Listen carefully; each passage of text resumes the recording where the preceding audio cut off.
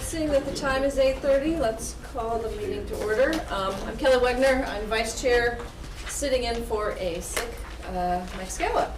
So does anybody want to make a motion to start the meeting? I'll make, right. I was going to tell you where to sign. I'll make a motion. Teresa, Carolyn seconds. All right, roll call, please. Meshes. Here. Smith. Here. Sauger. Greeno. Here. Campbell. Here. Scala. Wegner. Here. All right, is anybody, have you read the minutes? I'll make a motion to approve the minutes. Seconds. Teresa seconds. All right, is there any public comment? We have to approve them. Oh, I'm sorry, vote on the approval. Voice is good. Let's make everybody say aye. We have no discussion, right? There's no discussion. Yeah. Aye. Aye. Yep, we're good. All right, thank you. Sorry. All right, No public comment. I think there was, they just didn't say it, actually. So if you want to go down there, and you can just tell us who you are and why you're here. Thank you.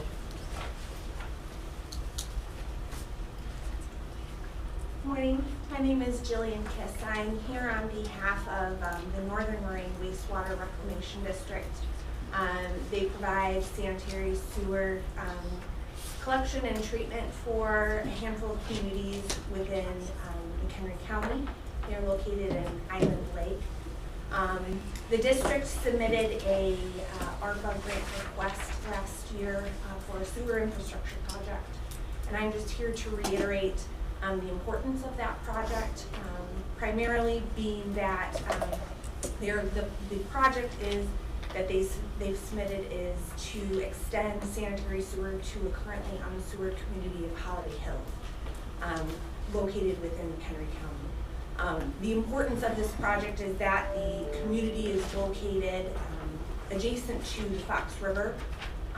The community is currently on private septic systems, which during high river levels, they become inoperable. If they become something that needs to be decommissioned, a lot of the homes are on quarter-acre lots, and sometimes that is infeasible. In addition, that's very expensive. A good majority of the homeowners and residents in the village of Holiday Hills are low to moderate income, below the poverty level, and it will be very difficult to replace those private septic systems. Therefore, the district is requesting, has put in a grant request for this project. They are pursuing phase 1 of the project currently, which will be completed this summer, and are looking for additional funding opportunities to extend the sewer further into the village and into the village of Appel, which is in unincorporated McHenry County. So I believe that that is part of the sewer and water infrastructure request, and I hope that you can consider that project as well. Thank you. Thank you. Kelly, I mean, you're familiar that that's going to Community Development Housing Grant Commission on Tuesday? Yes. Okay. Yes. Thank you. All right, so let's move on. Do any members have comments? Okay, new business. Anybody have anything to pull off the routine consent agenda? Yes. 6.2 and 6.4. Carolyn? 6.7 and I have 6.9. I'll figure it out when I get there. Okay. Anybody else? I'm gonna pull 6.1 and 6.5 only because I have to abstain from 6.5.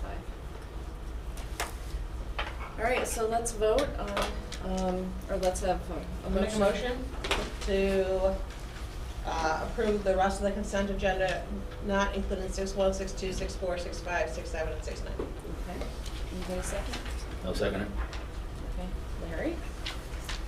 So we'll vote on approving 6.3, 6.6, 6.8, 6.10, 6.11, 6.12, 13, 14, 15, 16, 17, 18, 19, 20, 21, and 22. You want to do the roll call vote? Smith. Yes. Mashes. Yes. Campbell. Yes. Reno. Yes. Wagner. Yes. All right. So first up, we have 6.1. That's the intergovernmental agreement between McHenry County Transportation and the special projects. I'll make a motion. I'll second.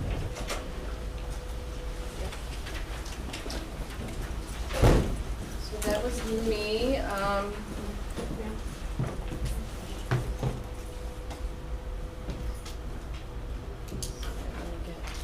Too many things going on here today. So, I think this is a wonderful project, I really do. And is this just an extension of what is currently going on, or is this an addition to, because now you're partnering with the nonprofit? So, good question. I'm Scott Hennings, Assistant Director of Transportation with the DOT, and with me is Kelly Shemeka from Ports.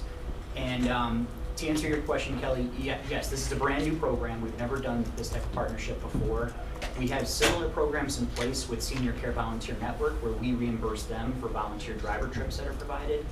And we modeled this program directly off of that program.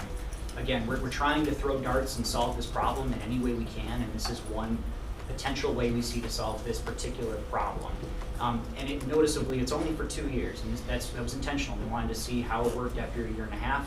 If the board feels it was successful, we can renew it at that time. Okay.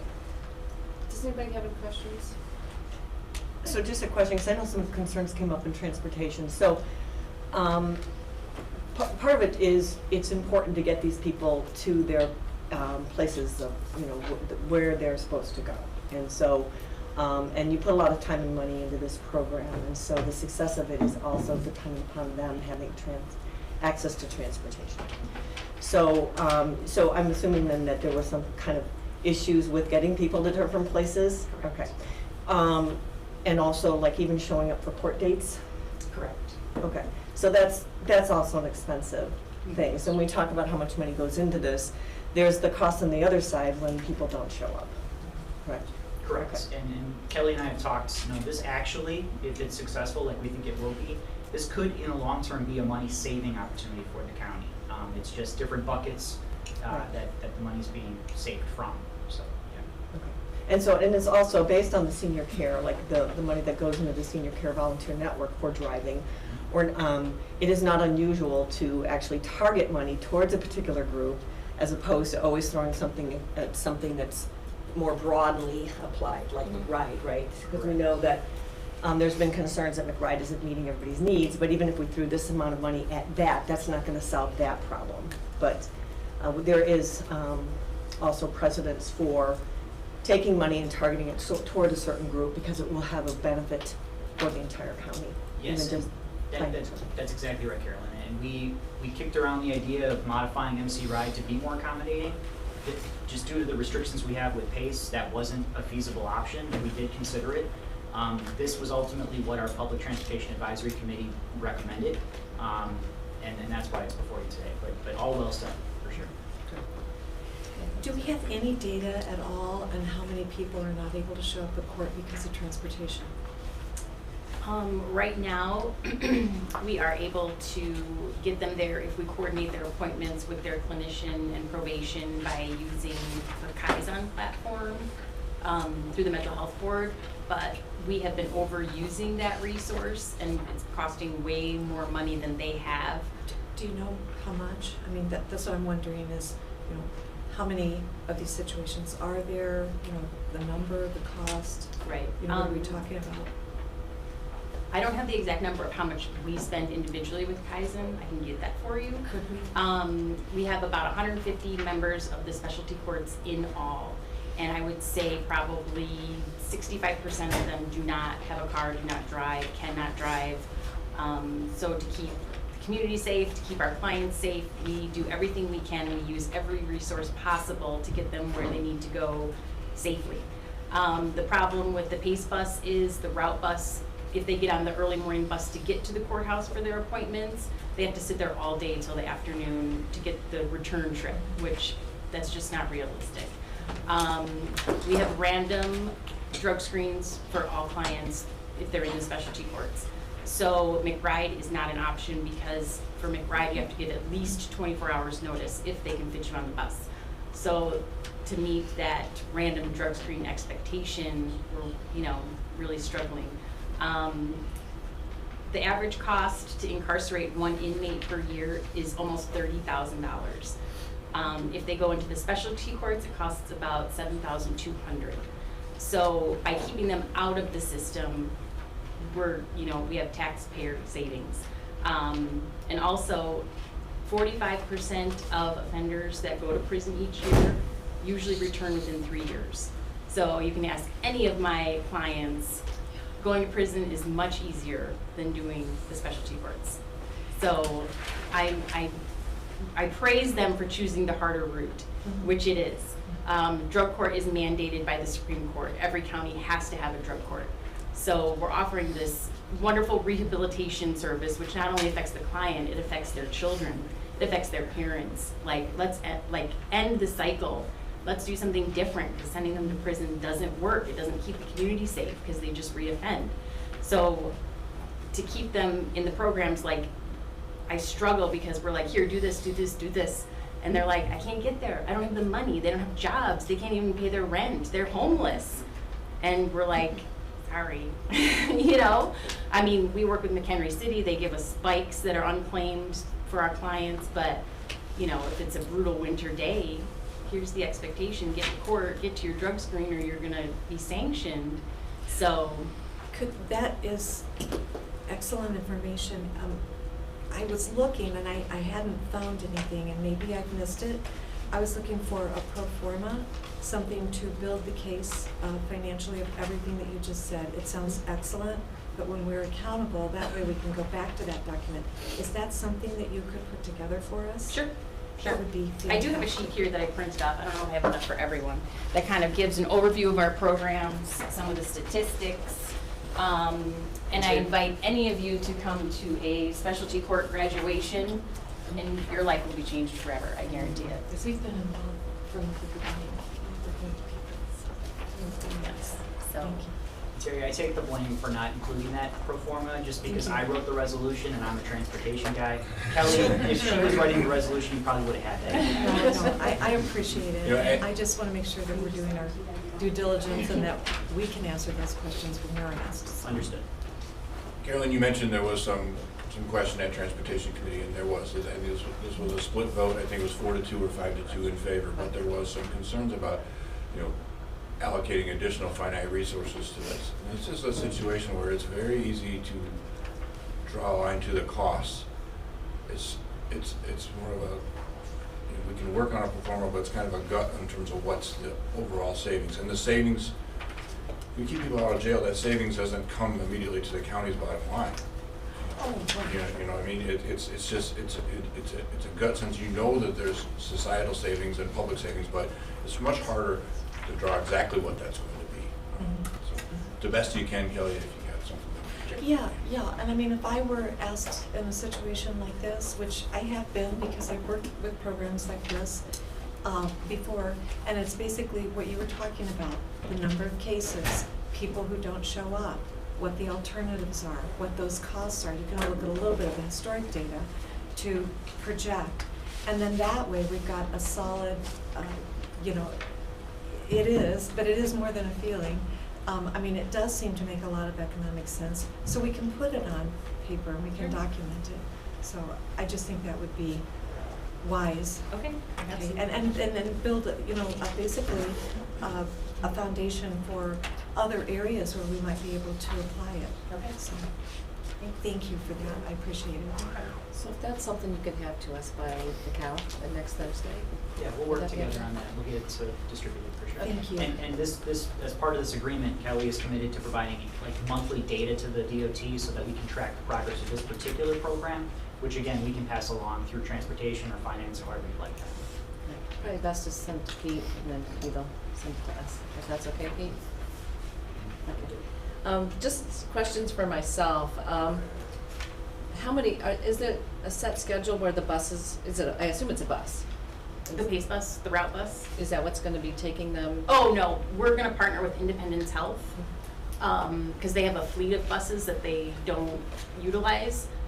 So they would hire one full-time and one part-time, so they would be, everything would be through Independence Health. So we're pretty much paying Independence Health to have a bus route for us. And they would have, it's a set schedule, so it would be there every day, 3 times a day, Monday through Friday. Monday through Friday? The plan is to have 3 routes, one in the morning, one around noon, and then one late afternoon. Okay, I didn't know if it was gonna be on, request basis or appointment, or, so it's just a set route, which is, Right now, we're gonna do a set route and see how that goes. I mean, logistics isn't my forte, so we'll have to see. I'm sure it'll have to be tweaked a little bit here and there, but that's the base of what we're gonna do.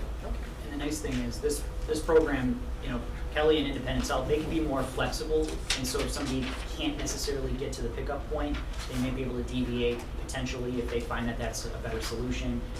We can't do that on the PACE system, right? And that's, again, why this is a better solution than the MC Ride program. okay. Any other questions? One other thing, too, if you have, and I know this may sound, but if you could look at your historic data or the current data and just look at where people are located in the county, because I know you'd be doing that anyway when you're looking at these potential transportation.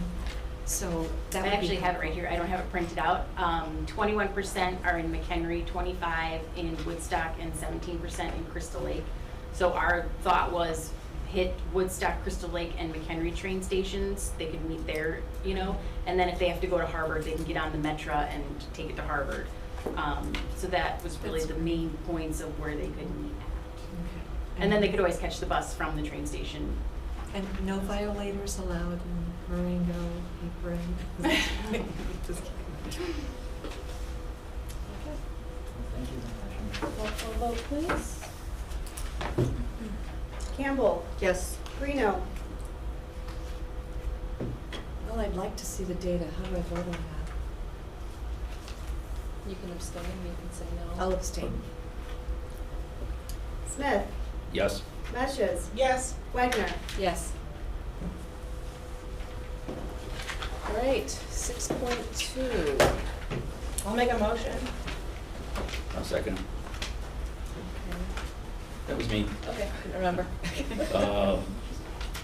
We're moving people around through different pay scales, and typically we have a summary analysis of how it's going to affect the budget, but I'm not seeing anything in this one. No, And I'll vote for it. I don't think it's a bad I idea. appreciate it. If you allow me, we don't have an exact financial impact on this. And that's one of the reasons I even questioned whether I wanted to bring it to Finance Committee, because we are not asking for a budget amendment to accomplish this. This is something that actually went through Administrative Services yesterday without being pulled from the agenda, but Cheryl thought it was important enough to talk about that after we got through things. She did just talk for a minute about it and wanted to make sure folks understood. Cheryl can't be here today. She's at an HR training, and Bob Ross, who's Department of this Impact, is at jury duty, so it's up to me, but I think I can do this. You know what we're doing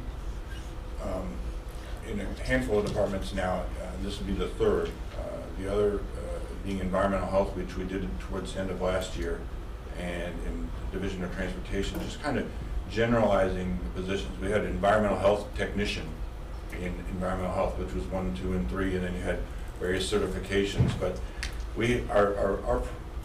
our payroll system and our roster is so rigid that it was taking county board action to move somebody from an environmental Tech 1 to Tech 2 to Tech 3, because that's how our roster system works. It's rigid, and we can't create positions that don't exist.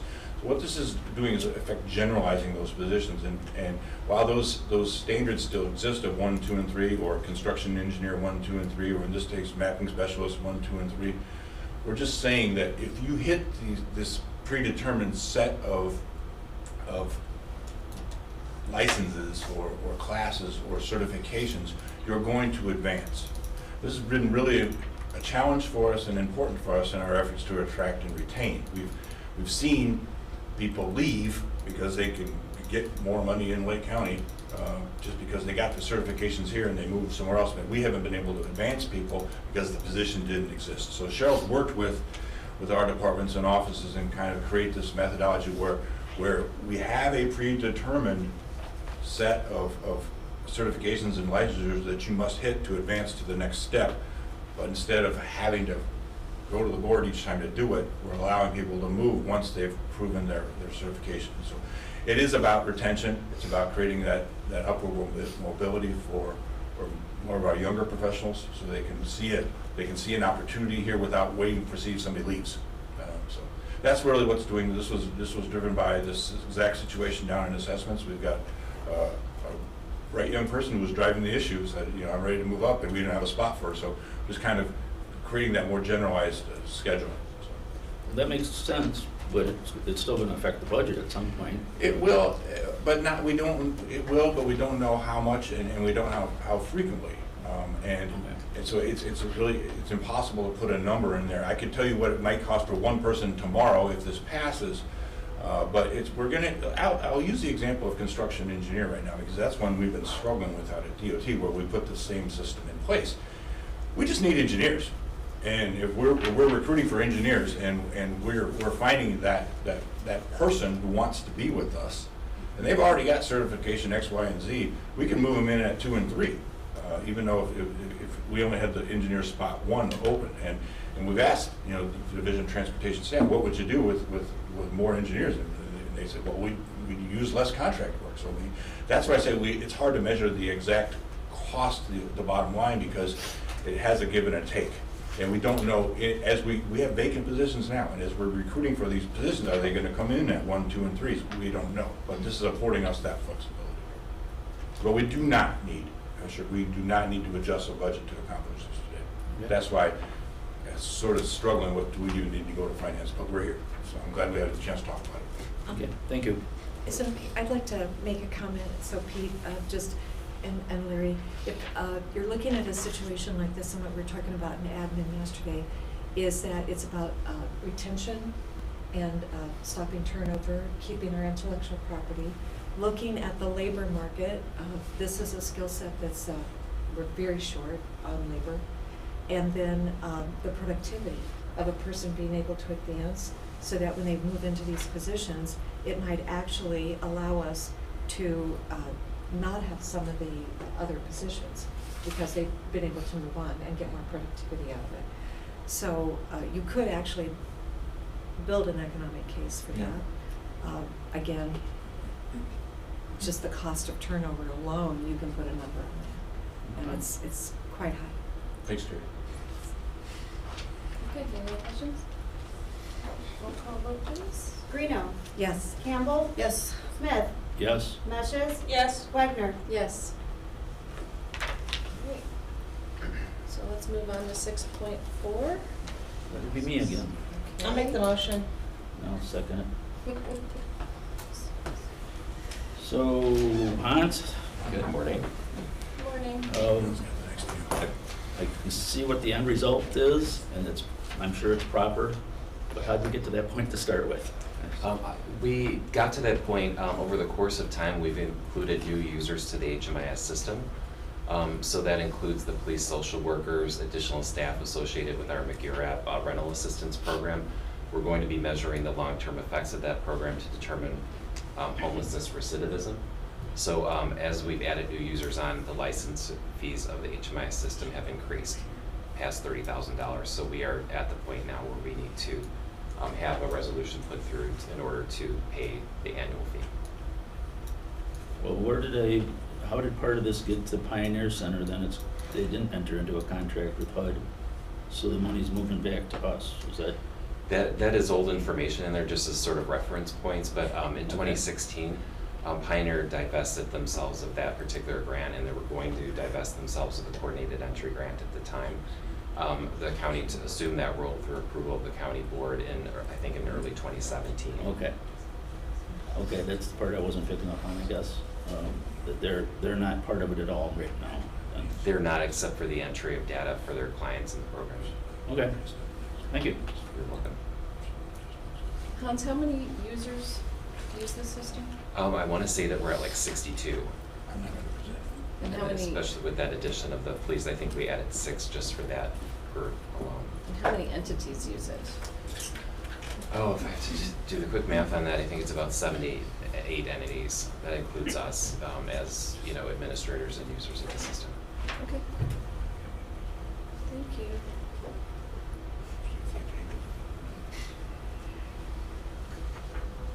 Okay, we'll do a roll call vote.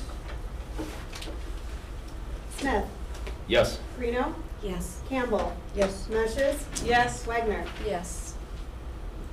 All right, 6-5, I pulled that just because I have to abstain. That's the only reason. Does anybody have any questions on it? Okay. Campbell, Yes. Oh, we have to make a motion. Oh, sorry. I'll make the motion. I'll second. We'll just keep the Teresa and Mary show going here. Sure. Campbell, Yes. Meshes, Yes. Smith, Yes. Reno, Yes. Wagner. Abstain. Okay, can I have a motion for 6.7? I'll make the motion. I'll second. Keep it going. All right. All right, this was mine, and I'm looking at this. So, in the resolution, it says, on the now therefore, enter a contract agreement obligation with the McHenry County Housing Authority for the above cited project in the amount is cited above. I'm not seeing a number up there. It's citing something that's not in there. Is this the 1.8? Okay, so that might be a Scrivener's error where we have to just strike It that is the part. 1.8. Yes. The 1.8, I found the amount in the supporting documents, but Yes, and so, yep, this is, what it is basically making an obligation toward affordable housing with a competition at a later date. So I think we just need to strike that. Is that something that we can do?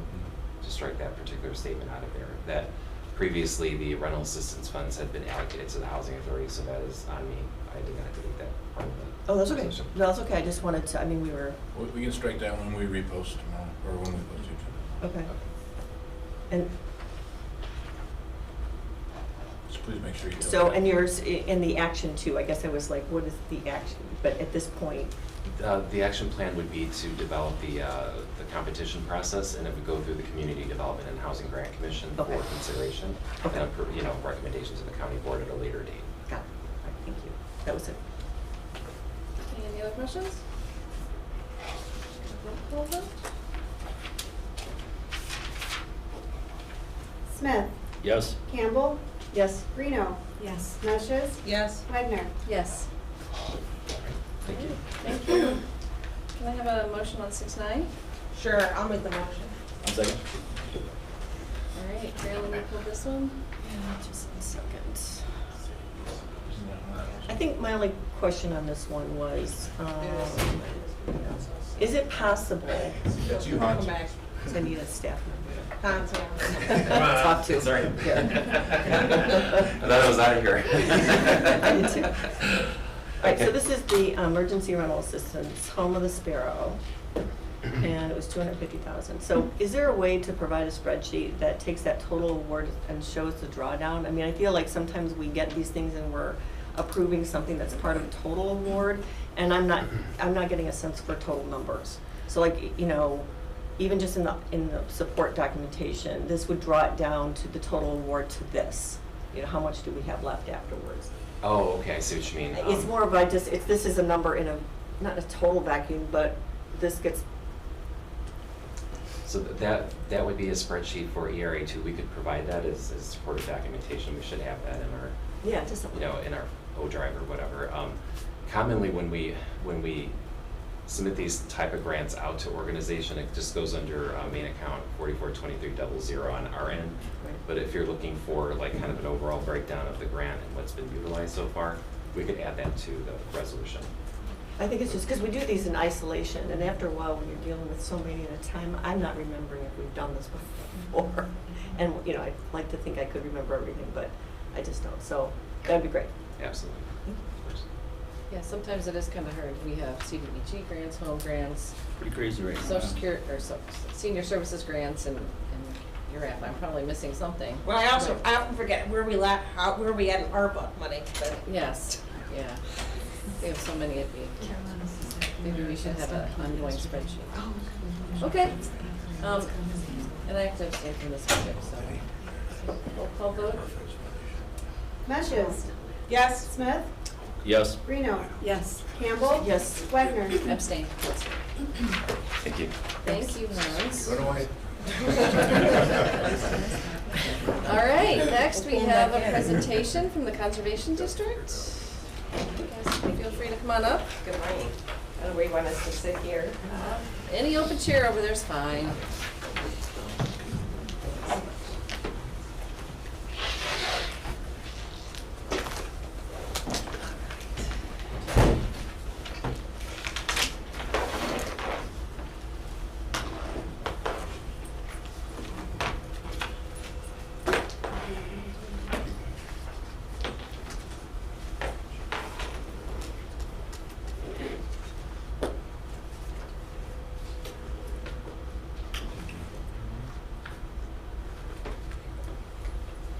Thank you so much. Well, good morning.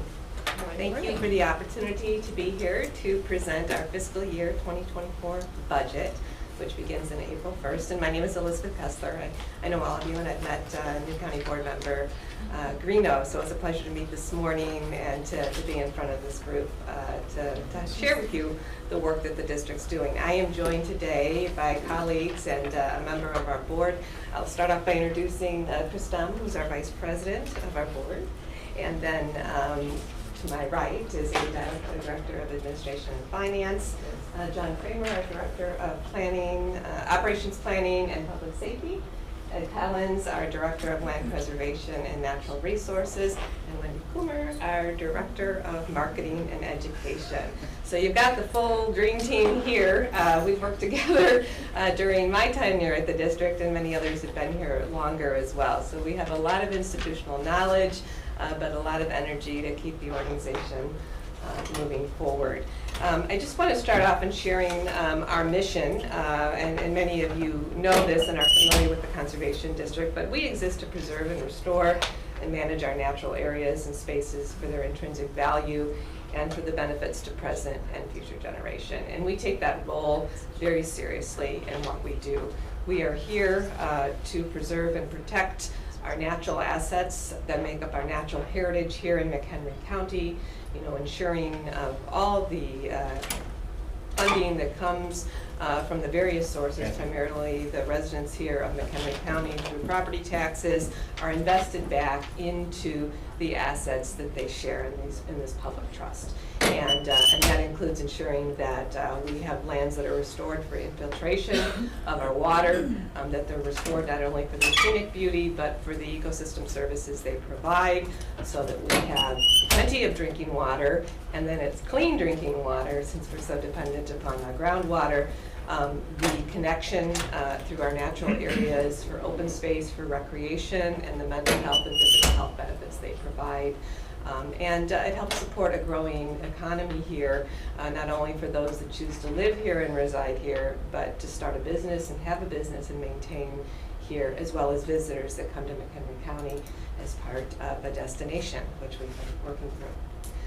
We are represented by 7 Board of Trustees. They serve in a volunteer, non-paid capacity, serving for 5 years. And the county board, with the chairman, appoints our board member, and then once they serve, they have to go off and be off for at least 1 year before they can be reappointed. So we are pleased with the variety and experience that we have had on our board, because they come from different backgrounds, and that helps us with our being good fiscal stewards and making excellent management decisions in the work that we do. So we appreciate all the work that they provide. And then your leadership team, we have 4 divisions within the organization that manage our day-to-day operations in various areas. You met all of our division heads this morning, and again, they bring a lot of experience to what we do. You've seen this, and this came out of, this is our pledge, it's our promise. And it's so important to us that we are land ethic, and this promise is read. If you've looked at our agenda at every meeting, we recite excerpts of this. And this came out of a community-led conservation congress that we do every other year. And it's our promise of what we take responsibility for in caring and preserving these special places that we call home here in McHenry County. And we steward a thriving, ecologically diverse system of natural areas, parks and trails, a park system that has a rich history that extends back over 51 years and plays an important role in ensuring McHenry County remains viable, connected, and a healthy community as the area continues to grow and change. And each year, millions of individuals fall in love with McHenry County and adventure outdoors with their family and friends to experience those memorable moments in an expansive conservation areas that have been protected. We connect our residents to the wide open spaces and the wonders that Mother Nature provides, and our natural heritage here is our collective responsibility to protect and preserve for future generations. And since 1971, we've protected more than 25,754 acres of diverse woodlands, wetlands, prairies, headwater streams, and rivers that provide habitat for a wide array of plant and wildlife species, many of which are endangered and threatened. There are 35 district sites that are open to the public and that are accessible for a variety of recreational opportunities, whether that be hiking, bicycling, horseback riding, fishing, camping, canoeing, snowmobiling, cross-country skiing, and wildlife viewing.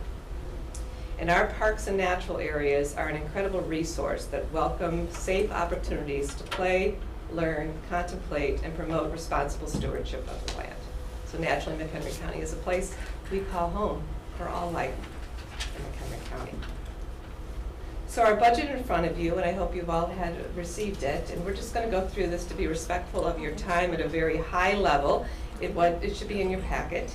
And this budget, the way the process works, it's not considered to be adopted until it's accepted by the McHenry County Board. And we're one of 5 conservation districts. We're the only district in the state of Illinois that requires that process. So our board did approve this budget on February 21st after holding a public hearing. So that's what we have in front of you. We also want to acknowledge the work of our board and staff, and particularly our Director of Administration and Finance and our accounting team on the financial awards that we've received, not only for our year after year combined audit that we do for the what is known as our audit, but also for every year that we've applied for the budget award. We've been acknowledged as well for this from the GFOA.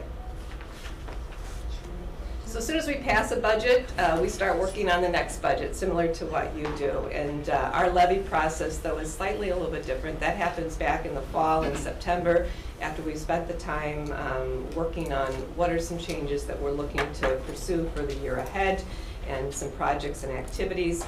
It then goes to our board in January for tentative, on to a public hearing in February, approved by our board at their February meeting. We're here today in front of you so that you can adopt a resolution to advance it on to the committee of the whole and then to your full board so that we have a budget in place as we begin our fiscal year on April 1st. So that is our process. So the district, we are a tax-supported entity as a special district, and we are under the statute 70 ILCS 410 under the Conservation District Act. And the areas that are our tax-supported funds are our general fund, our debt service, and our insurance tort fund. And then we have 3 other funds that we use that are non-tax levy funds, our dedicated accounts, our capital asset management capital account, and our natural resources special revenue fund. And our ability to, on our property taxes, is limited under the Conservation District Act of 0.1%. The fiscal year 2024 combined annual budget is adopted and presented for your consideration. It includes total revenues of $29.9 million for all funds, which include the ones I mentioned before: the general fund, the dedicated accounts capital fund, capital asset management fund, natural resources, insurance fund, and debt service. And this represents an increase of 2.2 million or 8.9% increase over the fiscal year 2023 annual budget. And then the 2024 non-debt revenue that we have, if we take out our debt service, is 14.6 million. So that's our operating fund that we're working through.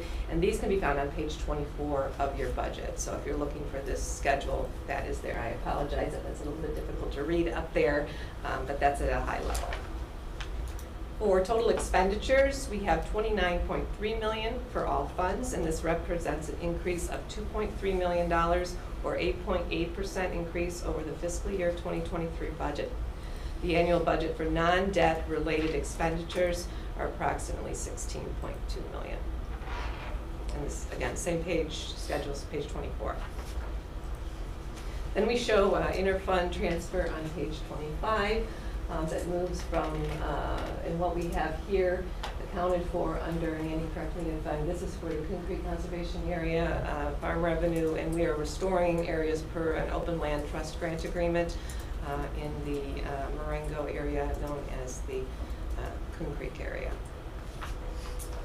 And then a change in fund balance. So at the end of fiscal year 2024, the district estimated fund balance in the general fund to be $1.9 million, and this is a drawdown of general fund reserves of about $1.5 million. And this is intended, you also see there are $3.1 million of general fund unrestricted fund balance that has been assigned for the maintenance and replacement of the needs of the districts, both the bricks and mortar capital and natural capital, and any other infrastructure items that would be identified under our capital asset management plan. Just to give you a pie chart here of the general fund revenue streams that come into the district, we are primarily supported by tax revenues, so total tax revenues, which represent property taxes and personal property replacement taxes, account for 82.7% of the district's general fund revenue. It's followed by property leases and rent, so this is agricultural leases, housing leases, or other opportunities that we have on district property, and this accounts for 12.3% of our general fund revenue. Investment income, 2.1% of the general fund. Program fees and charges, 1.7%, so that is our educational classes, campsite reservations, our hunting program, all of that comes under program fees and charges.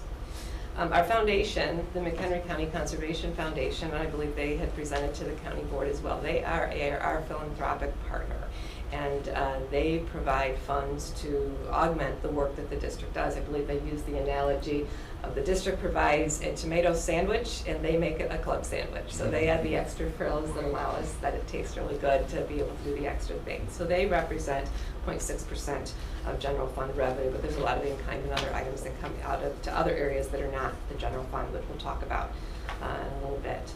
And then there's remaining other income. So this graph, we show this every year, and we're really excited about what's going to happen in the not too distant future.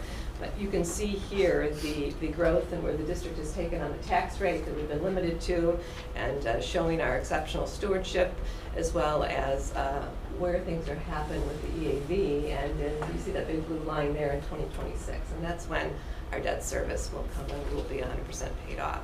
So that's a big time that's just right in the near distant. We used to talk about this and it was a ways away, and so it's right around the corner. And we've been planning for that day that will be up and coming. This schedule shows the history of the levies the district has taken over the last decade, and this is significant, and we've shared this before, and this is on page 13 of your budget. And the actual levy that the district, again, the rate is only 0.1% allowed under the Conservation District Act, which is a lot smaller than our neighboring forest preserve districts that are able to levy annually. We would have been able to capture about $86 million over the decade. And the actual, I'm sorry, we took only $86 million. That's what we actually levied and received. We could have taken during the same time had we extended what we were allowed to be able to levy. It would have been $95.9 million. And so that's a difference of $8.8 million. And actually, if you look to the line of this past levy for 2022, that would have been an additional $1.3 million that we would have had available to take care of those essential areas to ensure our landscapes are protected and preserved, and the areas are welcoming and safe and kept up to where they need to be. So we don't have that, and we do have deferred backlog maintenance because of not being able to fully capture all of that. And then this shows the acreage, because the question always comes up, you know, how much acreage is the district managing? I mentioned over 25,000 acres. Our staffing levels have remained consistent through all of the growth. That means that everything is absorbed in capacity. It was great to hear Pete talk about retaining talent. That's key. I mean, when you have excellent people and having to be able to retain them and compensate them, you can get a lot for that knowledge and that ethical work that they do. But we haven't grown, and so there are things that we can't do because, again, we're much lower our ratios of land to staff than we are in our surrounding forest reserve districts of what we take on. And we augment that with tools, technology, and creativity. Okay, on page 41 is the full schedule out of the general fund showing all the revenues and then the expenses that come out, and I'll talk about personnel in just a moment here, as well as the capital outlays, and then where we intend at the end of the year, as well as our unanticipated expenditures. So all the details on page 41, and there's a lot of information in the budget in the format, so if you have an opportunity to glance through, a lot of questions if we don't answer should be able to be found there. The district has 74 full-time team members, 13 part-time, and 35 seasonals, and that makes up our entire team that does all of the work. There are the people and the power that get us everything done, plus our volunteer that do assist us as well. We provided a 4.7 wage increase included in the fiscal year 2024 budget, which will be given on April 1st. For all non-bargaining employees, and then for our bargaining unit local 150, which represents 18 employees, and that was part of their agreement, which we just signed a new agreement for them. Our Fraternal Order of Police, which is the collective bargaining for our law enforcement professionals, which consists of 10 individuals, that is yet to be determined. Their current contract expires at the end of the month, and we are in current negotiations with them. On this schedule, you can look at the personnel-related expenses, which again makes up the majority of our general fund budget, because that's how we do the work. We are a service-oriented industry, and this is in alignment with our partners that do similar work.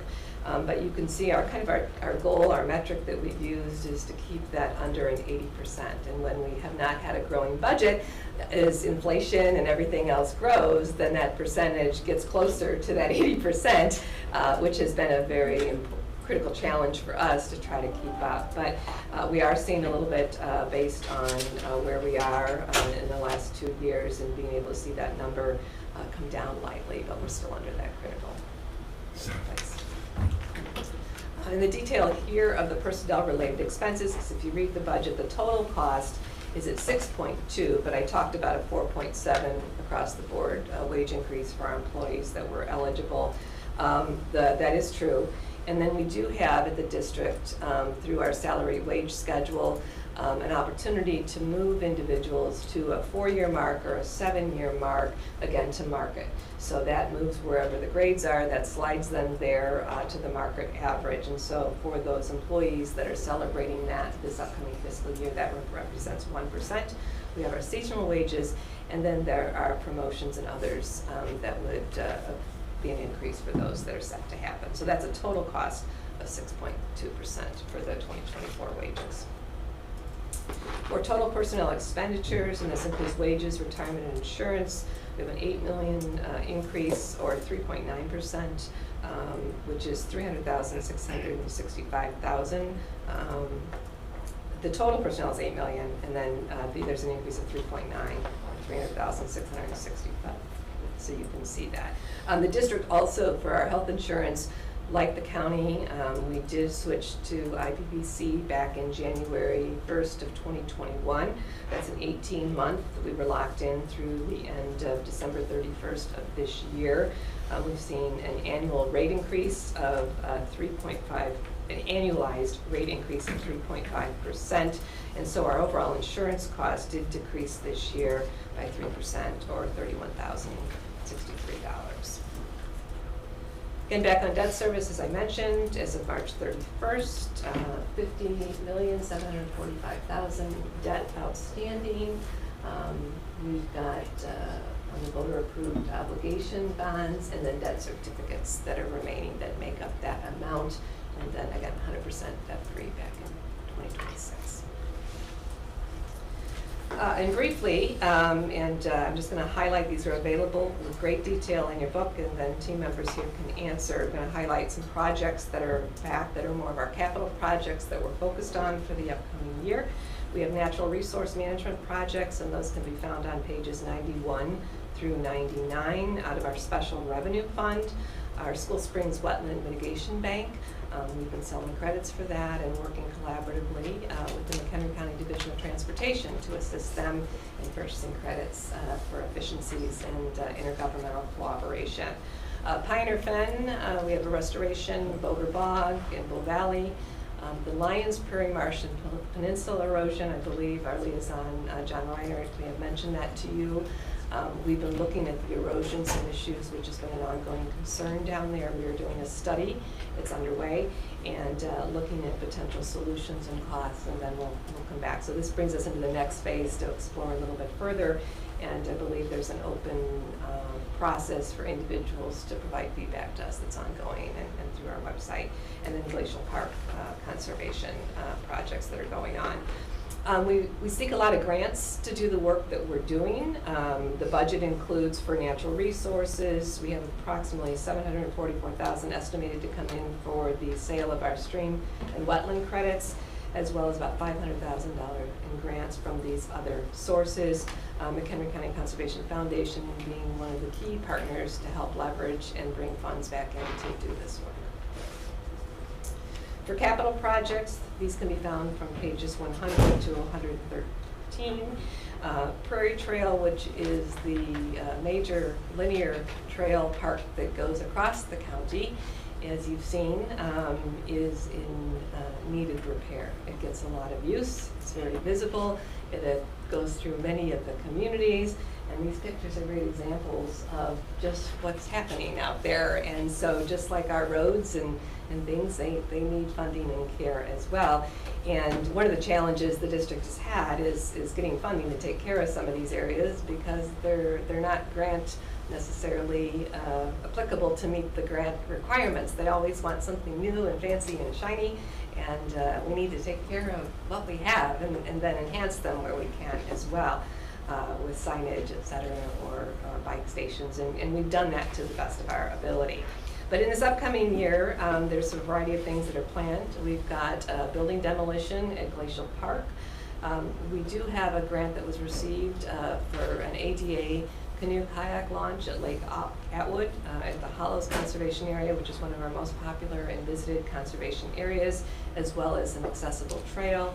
We just received, we did a BAD grant, a boat access development grant, and then also the open space land acquisition development for $200,000 was just recently announced and received. Many communities in McHenry County did receive funding to a higher level. I wanted to share that the district only obtained the $200,000 because that's all we applied for the project, because it required a match. And again, having capacity and funding to be able to provide a match, had we had more available resources or known, we would have been able to ask for a larger piece and get more work into the project. So, and we need staff to do so. So we went with what we could handle with the capacity. And Prairie Trail North and Prairie Trail Link, again, stormwater improvements, they seem to be areas where the erosion that's going under the trail, we need to correct what the issues are so that we can not only correct it, but maintain that. And then I believe one of the projects we did apply through the ARPA funding under the water resource, and it did not score. So continue further discussion on that one to try funding for that, but you see that in the budget was hopeful for $800,000 on that project. And then, again, the funding sources that come in, IDNR, OSLAD, I mentioned all of these, and then, of course, our foundation assisting with private philanthropy to help us take care of some of these areas. But a lot of the maintenance is just regular routine that needs to come out of the general fund.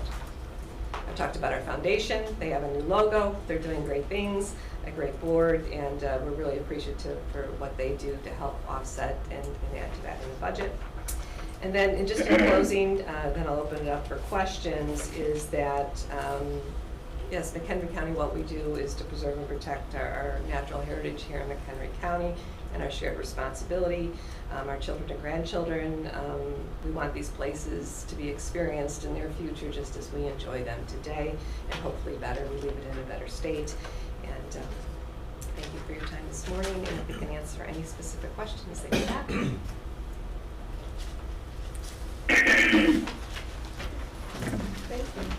It's not the question for you, it's your commission. I see that Member Reinert was the liaison to the, if he would be willing, or be okay with you that we have him come up to the table for the discussion? Yep, I was gonna ask him to. Go ahead.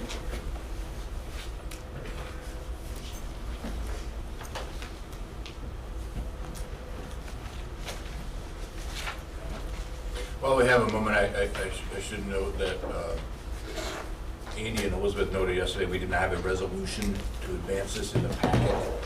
I guess that's on myself. We're focusing on presentation, not resolution.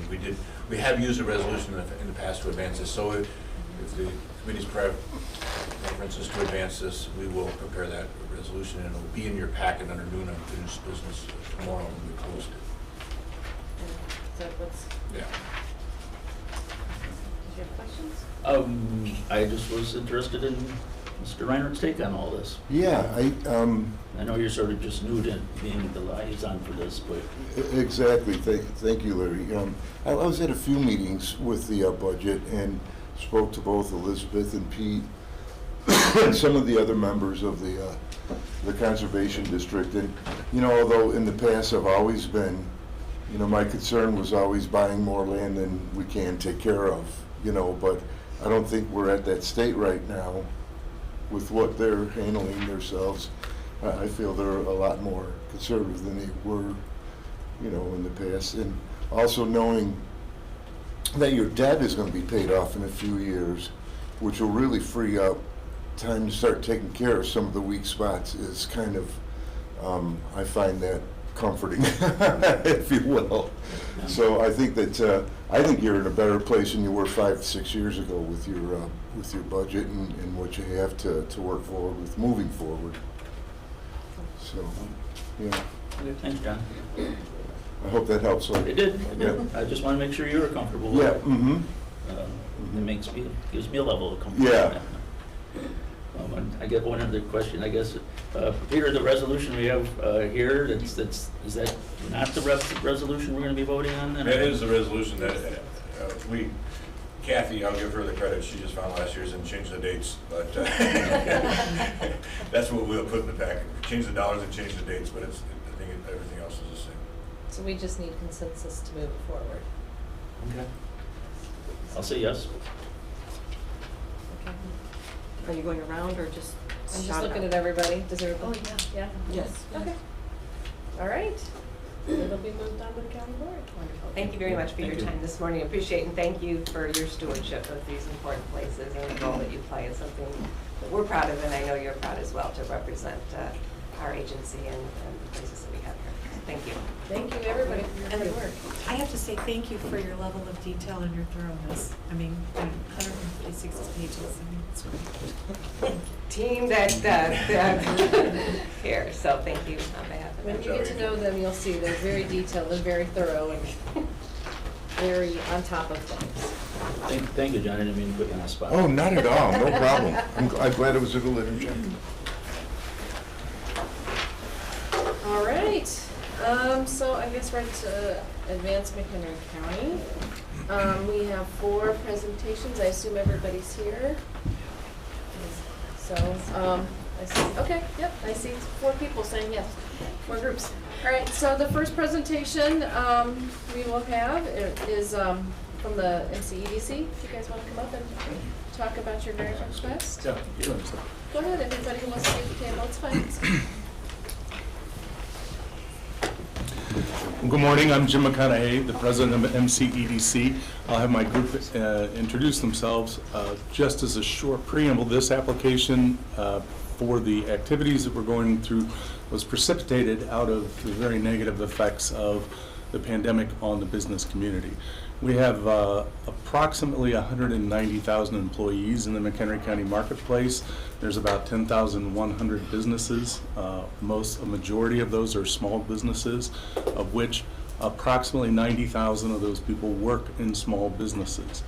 As an overview for the organization, McHenry County Economic Development has been the county's partner for 32 years. It's been a relationship that has been developed over time to do what originally was primary jobs. These are jobs that people can earn enough money to go to McDonald's if they want to or buy the supplies they need to do. During the pandemic, our board pivoted rather quickly to be able to support the small business community, which needed to have a lot of support to navigate the funding cycles that were coming through the governments, the navigation of whether or not my business is an essential business or not. Remember, we closed for several weeks and then we closed for several months unless you were essential. So there were a lot of navigational pathways.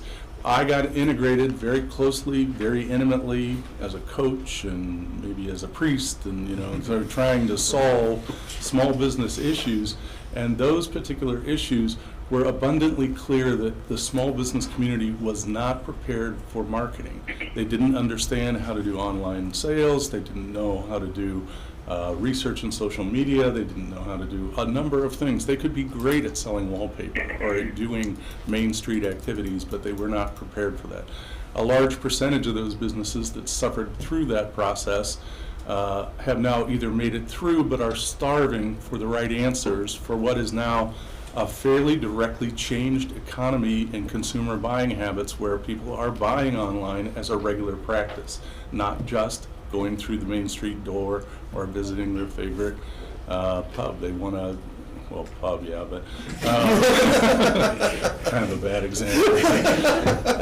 They do a whole population of people, from millennials down to Gen Zers or whatever you want to call it, have changed buying habits, and because of that, these businesses, in order to survive, and their employees, in order to maintain their work habits, have to shift and understand what their models are going to be. So as an introduction, Ed Dvorak is with me at MCEDC. I want to introduce Shaw Media, and Laura, I'll have you introduce. Yep, I'm Laura Shaw. I'm the publisher of the Northwest Herald.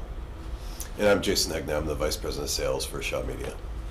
So we collectively put together our heads now a year ago, and I was looking for a media partner, and a media partner is somebody who understands how to solve all those issues that we were talking about, how to go online, do social media, create baskets, prove out the market, increase top-line revenues, do all these characteristics. And I knew Shaw from the newspaper perspective, but I didn't know Shaw from the media perspective, and it turns out they're a huge media presence in the country, and we thought it was appropriate that we partnered together. We crafted a storyline for this particular grant application in which we would help 80 businesses, and I'll go into some detail on this, but 80 businesses with a one-time $20,000 grant in which $1 million would come from ARPA funds and $1 million of value would come from Shaw Media for a $2 million program. Those 80 businesses have to improve modernize their marketing, and then they have to prove that they had a top-line revenue increase and an FTE, a full-time equivalent increase, as part of the agreement for receiving those dollars. But more importantly, we're trying to pick 80 businesses that are geographically dispersed around the county, that are industrially, or by our industry standards and economic development, various types of industries. But we want to find the businesses that already have some personality. And I don't know about all of you living in certain neighborhoods, but there's always a big personality in the neighborhood. And businesses are in neighborhoods as well. And we're trying to find some of those businesses that can be influential to the rest of the community that they sort of live in their business neighborhood with. The primary objective then is to get them to leverage this particular type of knowledge. This is a show-me county. I'm going to say this several times. They have to show that the efforts in marketing, modernizing, is going to be worth the value of the effort and the dollars that are spent. And while we do that, it's our leverage to also, tell the story in the newspaper, have an awareness campaign around the rest of the testimonials of the people that are involved in this. And we think that this is a very dynamic exercise to sort of elevate our small business community into modern marketing and the newest type of criteria. Now I'm going to go off script just a little bit and tell you that there are several things that we have to do, and we're going to answer several different types of questions that aren't in the application. We scored fairly highly in the application process because it's a direct hit onto economic development and prosperity. But there's a lot of tangential benefits, which is we're trying to encourage the entrepreneurial community in McHenry County to be active and enthusiastic and build new businesses of the next, we are in the third decade of the 21st century, so it's nice to see what the next generation of businesses can grow into.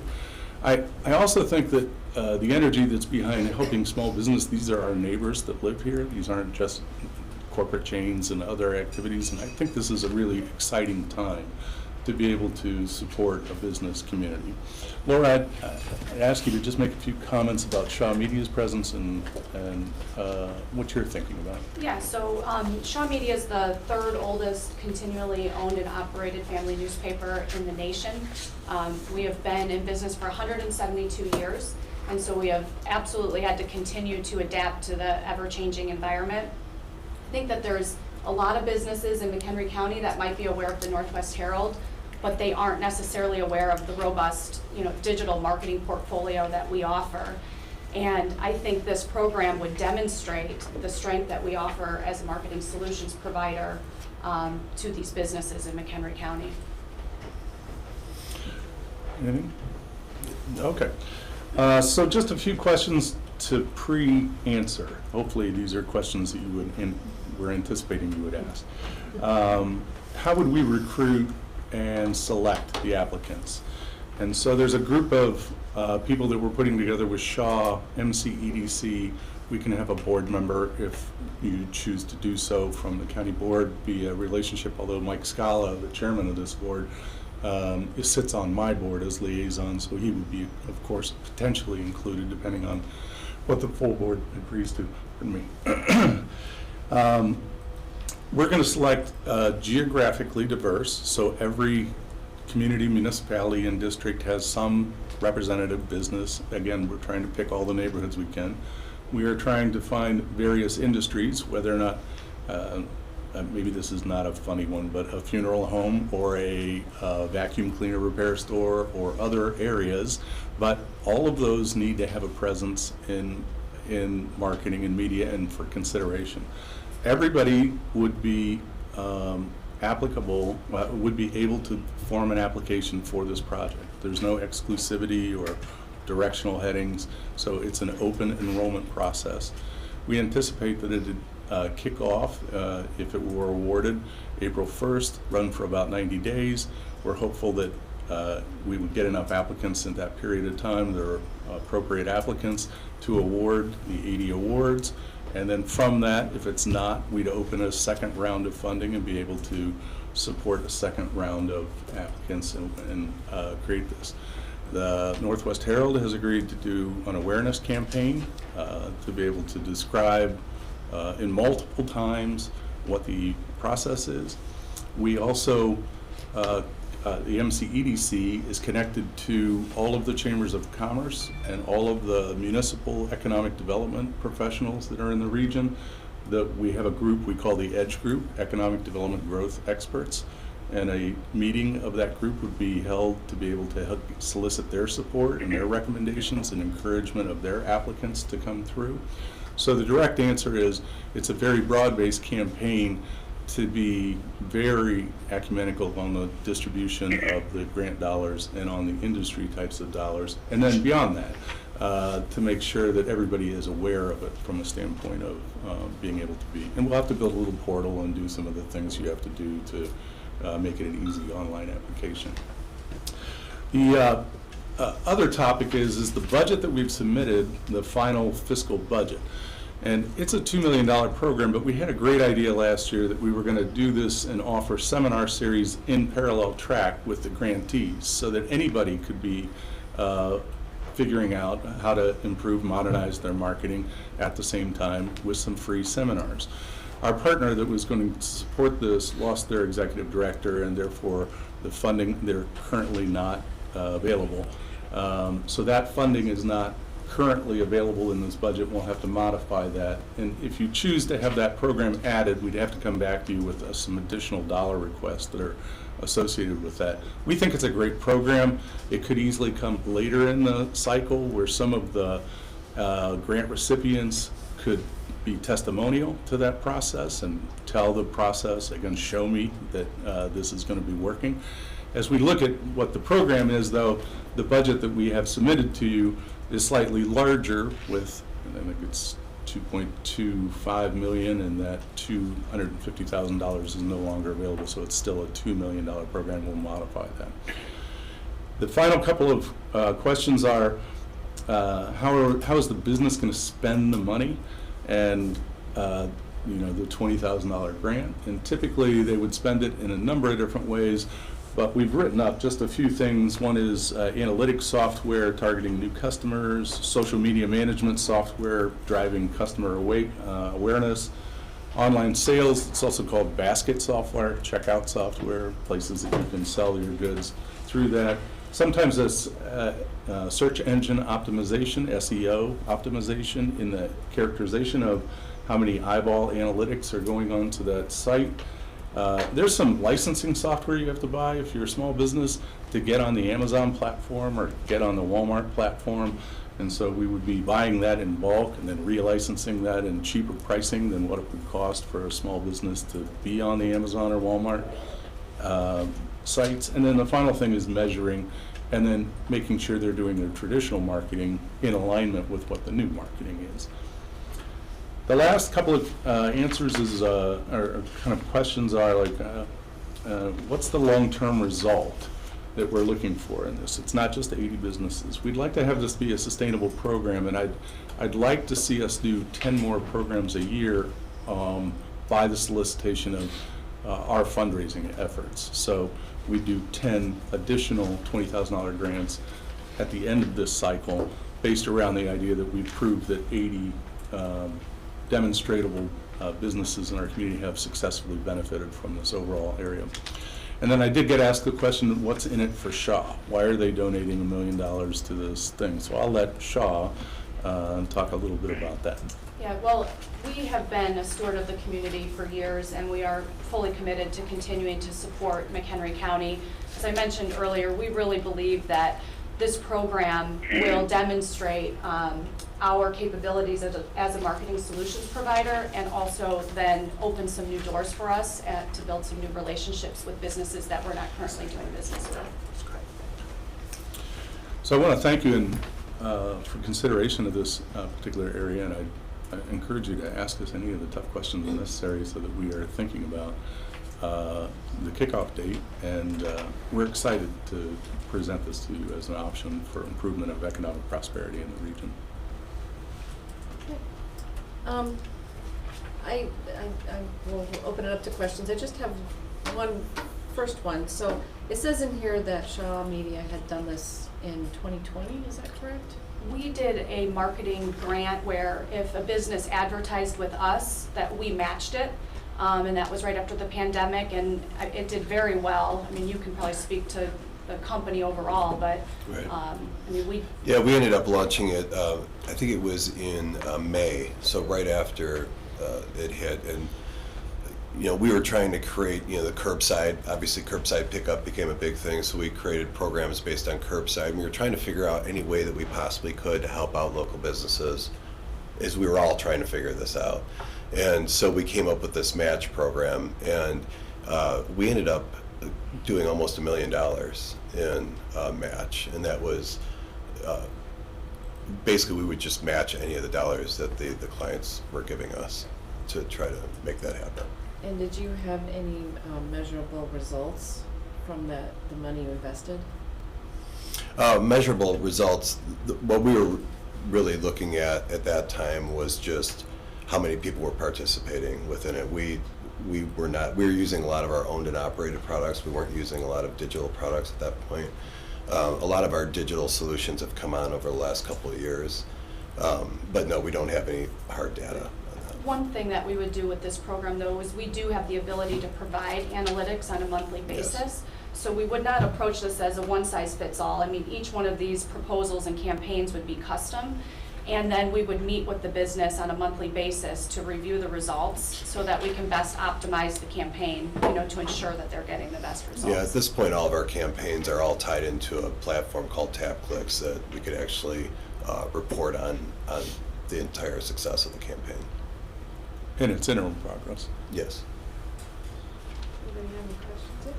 So, in Bronner's review, they said that they think they said they'll need to help develop the selection criteria. So this could be a question for here or for Bronner, for Alex.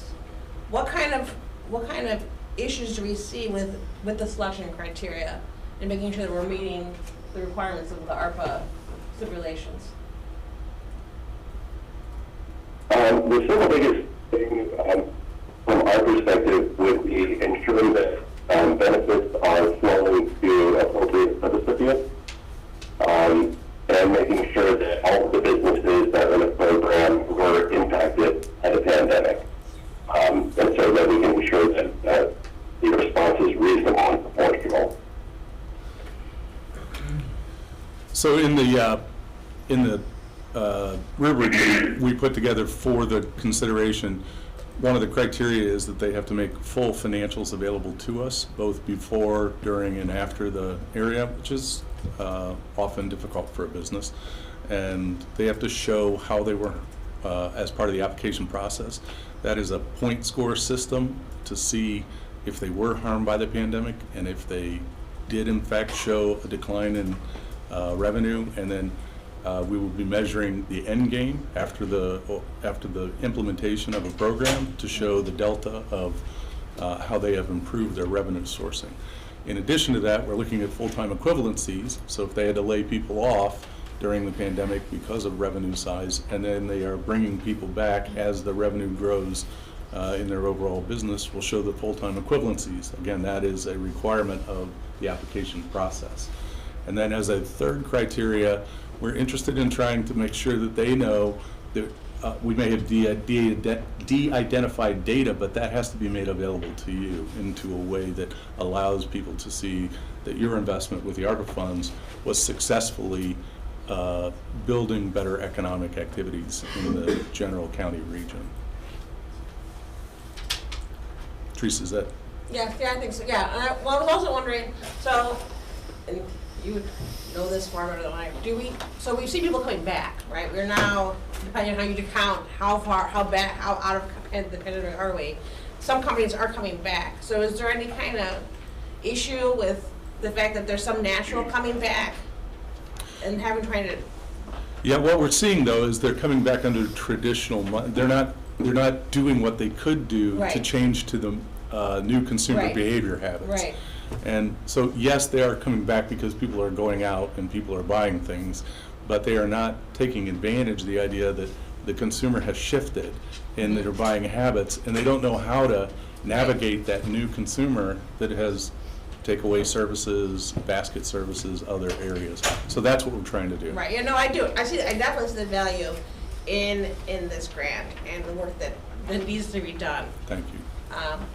So I'm just looking at our reporting the requirements and stipulations made by the federal government to make sure that we're doing it all right. So I also would think about the broader implications in terms of long-term benefits of something like this, right? So you identified a problem because of the pandemic. and we know that there's a certain percentage of businesses that fail, no matter, small businesses that just fail, no pandemic or otherwise. But so there's two components I like, and I want, one is the broader implication of getting small businesses, perhaps that, of that percentage of small businesses that fail, just because maybe by having this type of information and being more market savvy and customer savvy and getting the tools that they need, maybe we bring that down. Maybe we make more businesses successful here in McHenry County as opposed to more broadly. So I like that component of it.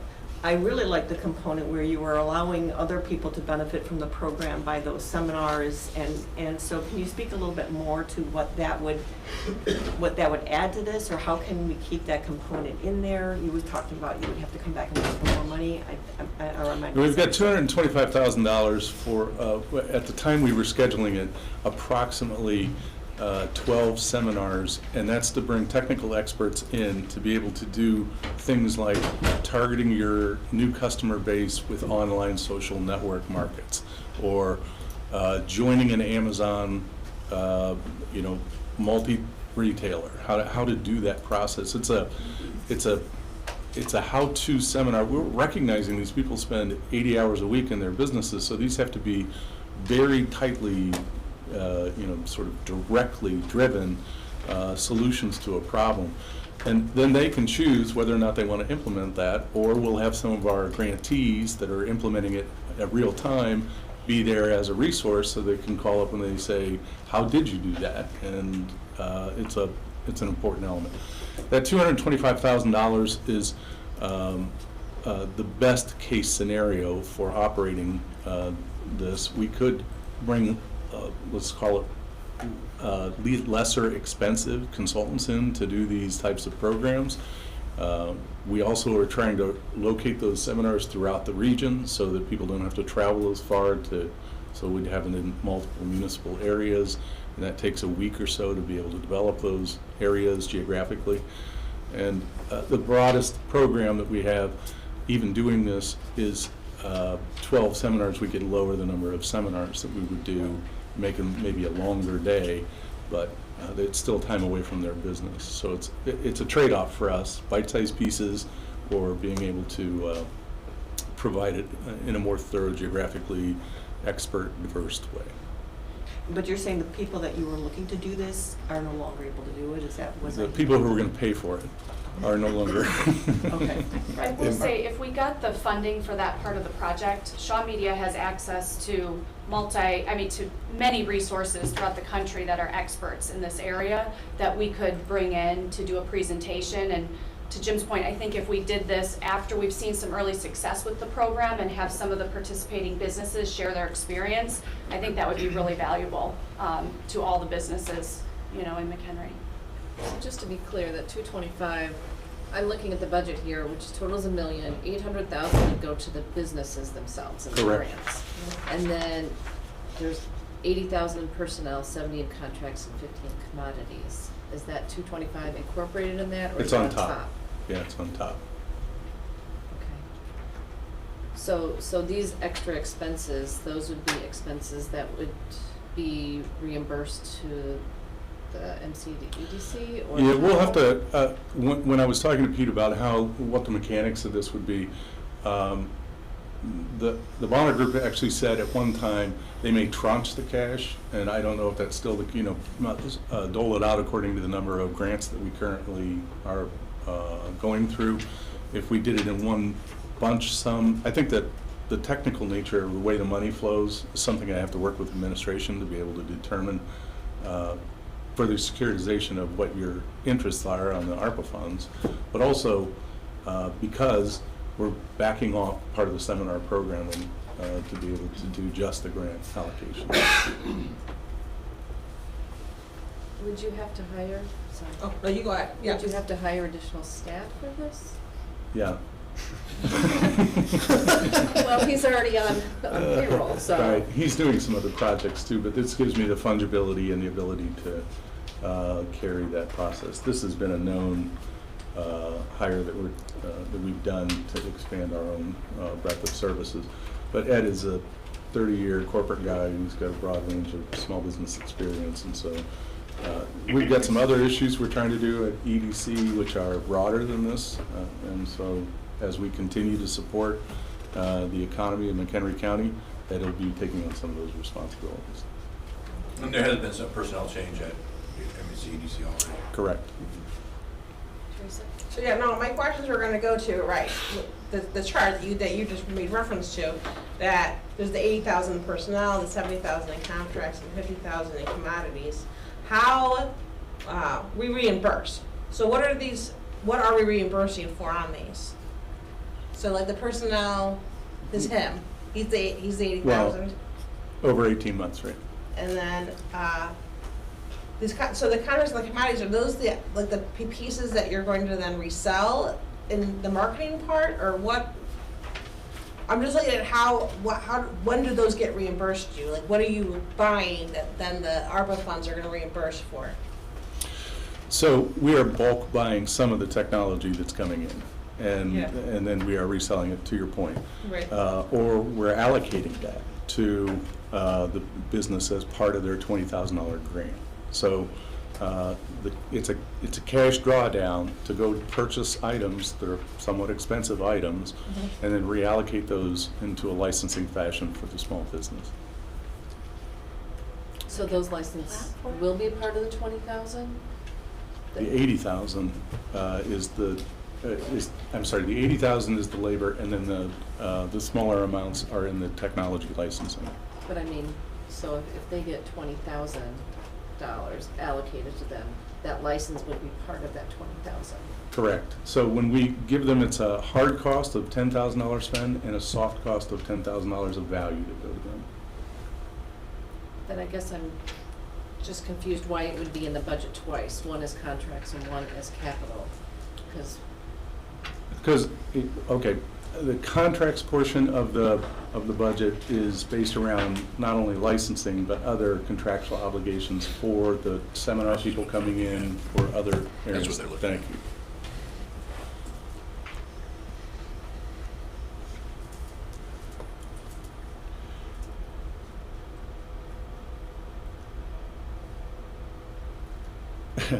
Okay, so the contracts that's written in this allocation model is our overhead, not just personnel overhead. It's MCEDC's overhead. And then the commodities piece is the licensing agreement at 50,000. okay. Thanks, Pete. Terry, did you have a question? Yeah.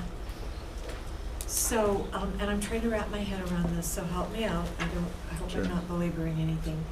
But the organizations that you're going through, 80, do they have to be members of the MCEDC? We haven't determined that, and I think it's a good idea if they do, because if they become a member of the EDC, that propels some dollars forward for the next iteration of the sustainable markets. We're looking at the 10 next businesses that are part of this. Okay. And then you're talking about what time frame is this going to cover? Is it 18 months is 18 what our months. target Okay. time frame is. And again, that depends on how quickly and how the applicants come forward.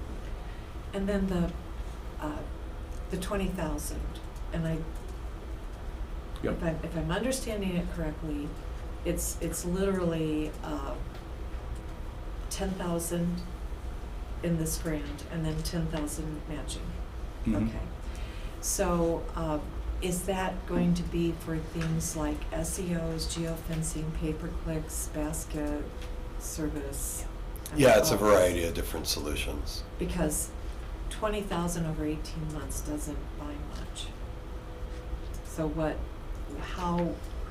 and are these all retail companies, or like what other type of businesses? I mean, because I get it. I mean, especially the case that you built in here about what happened because we all know we started like Amazon like 3 times a day. Right. And so this would be something where you're trying to get a retail economy in McHenry County that's a part of this. That would be like the way we think about, I need something, and they're gonna figure out how to do it, and this is how we're launching that. But that doesn't go very far over 18 months. So what specifically are they gonna be doing and how do you measure? Yeah, well, the $20,000, I mean, that would be, you're right, from an annual perspective or 18 months, that's not, that's not a large amount of money if you're gonna throw SEO and other things in there. We do have, the reason why we would be able to offset this is we would use our owned and operated products along with these other digital services. And at this point, we haven't really discussed if this campaign for each one of these clients would go on for a full 18 months, or if that'd be a 3-month campaign. That's not something that really is. I wasn't anticipating that these would 18 go months. 18 months. Right. We were thinking as the applicants kind of come in, I mean, that these campaigns won't all launch at the same time either. So the whole program would be 18 months, but each individual business wouldn't have a marketing grant for 18 months. In my mind, I was thinking more of a 90-day program. Because, I mean, just in practical applications, and again, I could be getting way into the weeds, I don't mean to be You're absolutely doing right. that, but I want to understand, you have to do the pay-per-click to generate the SEO. Once that's gone and you don't have the SEO, then you're gone. Well, there's SEO optimization as well. We probably wouldn't get involved with pay-per-click because that's a very expensive product. We would look at more SEO optimization, which is a lot of things what they do with their websites and blogging on their websites and really getting them to rank organically in searches versus pay-per-click, which is a pay-for-play. So we would focus more on the organic. It's just that it takes It 2 or takes 3 months to ramp it up, and then once you stop paying attention to it, and I'm just thinking that whoever is applying for this, they have to have the infrastructure to get it going and maintain it for it to mean anything. And maybe that's a big criteria of the application process, is that they have a certain spend that they're making in marketing now, but they're not spending it correctly, or they're not spending it according to the way the new consumer is utilizing behavior here. And so we could make that a criteria that they have some sustainable ability for the application process. And I hadn't really thought of it that way, but that is an important factor. And that's one tactic too. I mean, that's not a tactic that would be the right tactic for every client out there. I mean, there's a lot of other things. We could do programmatic audio, where you're on streaming, and we could do targeted geofencing, and I mean, there's a lot of things that we can do, tactics that would be more appropriate for that budget level. So Terry, that wasn't in the weeds for me. That was an appropriate call out for what we should be doing as a major criteria, and I appreciate it. So I have another question. I like the program. I am a little worried about the amount of money, and being that this is reimbursable. So when we have a program like this, it goes through a number of approvals, and then eventually our internal auditor looks at it and approves it before you can be reimbursed. And I'm glad Shannon's in here. So when would you seek reimbursement for the funds? When you give money to the businesses, when you buy the contracts? Because I kind of need to know what would be the approval process to reimburse the money to you, because you guys would be out money for a while till you were reimbursed. Yeah, I've arranged a line of credit to be able to support the distribution and then the reimbursement of this. And your previous CFO and I have had a conversation about that's a pretty immediate process to get the reimbursement, so I'm not spending too much on the cost. I've got a friendly lender who's interested in charging us very little on that because he wants to support the grant as well. And we're seeing it as sort of a sequential, rolling grant process. So as certain grants get distributed, then the next roll comes in and the payments back from the county on the reimbursement pay for the next one, and I would have less credit line exposure for the process. But all of those steps are business practices steps that I think we'll have to determine. If you like the program and you figure out that this is a benefit, then we'll figure out the mechanical processes of how the distribution, reimbursement, and the grantsmanship actually goes. Okay. There's not an immediate solution for the whole $2 million, but there is a solution to get us going incrementally. Alex, are you still there? Okay, thank you. So just wanted to know, I'm not sure how this works with ARPA. Is it, if you have vetted the company, that we would be, so that they would be giving money to a company? Is that something that you need to be in the weeds about which company, and then what they're spending it on, and the results of what they're spending it on? If it is a correct understanding, it is as this becomes the answer part. You're breaking up, it's hard to hear you, sorry. Sorry, I'm looking for without that becomes real clear.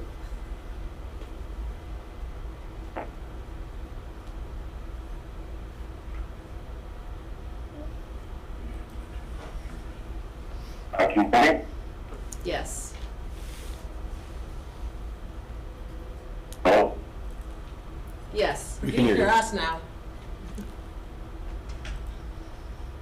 Try again, Alex.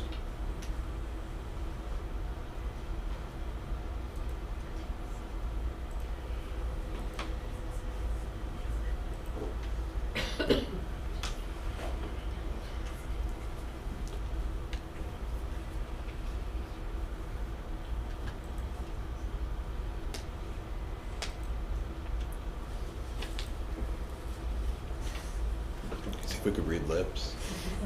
I'm also gonna say, he has a coworker, Lucas, who's also from Browner. So maybe.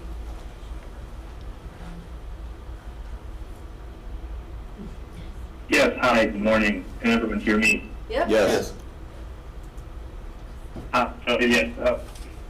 This was saying thing is saying the grant flow down requirements would then pass on to MCDC. Can you repeat that again? Yes, so the things that this businesses would be receiving as and the flow down requirements would go to MCDC, and appropriate documentation would be required and needed to be provided for what funds are going for, and additional KPIs and other information like that. So you'd have drawdown requirements that you'd be sharing with the applicants at the outset. Correct. It's kind of an initial screening that they're hitting those drawdown requirements, and then we're passing that on to them. Okay. Does anybody have any comments? As long as we got Bronner here, when they get into this, and they're not just vetting the EDC, they're going down to each business. At what point is there going to be a cost overrun from Bronner to do something like that? Oh. I don't know, Alex or Lucas, can you hear I that? can hear you, that's correct. Because he was. The question would be, Bronner, we have a contract with Bronner to review these programs and guide us, but it's not just that you're going to be reviewing EDC, you're going to be going down to 20 separate businesses. And is there going to be at some point a cost overrun from Bronner?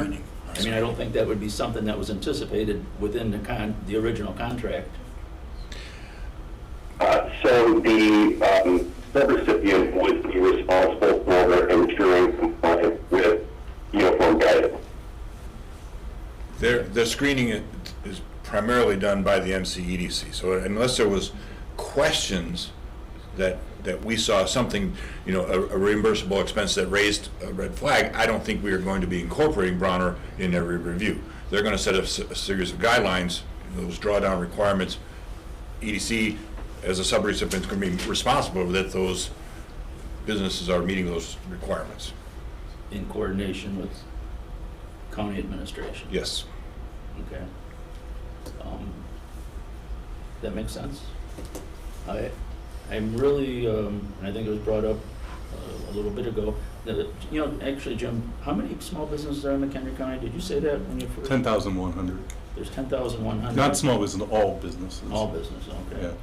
Okay, and we're trying to touch 80 of them with this.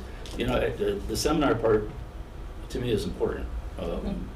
And I can't get away from that. I think that's probably the best part of it. I really have an issue with, you know, going business specific on this. I think there's just going to be troubles there. I appreciate you saying that. And when I was doing the triage work during the pandemic, trying to help businesses think through what they were doing, they were saying to me, just give me a business that I can go figure out. You know, that's kind of like me, that I can go talk to. I mean, I hear what you're saying, Jim, but I want to, you know, it's, I keep using the phrase, but it's show me how to do it, not just tell me what to do.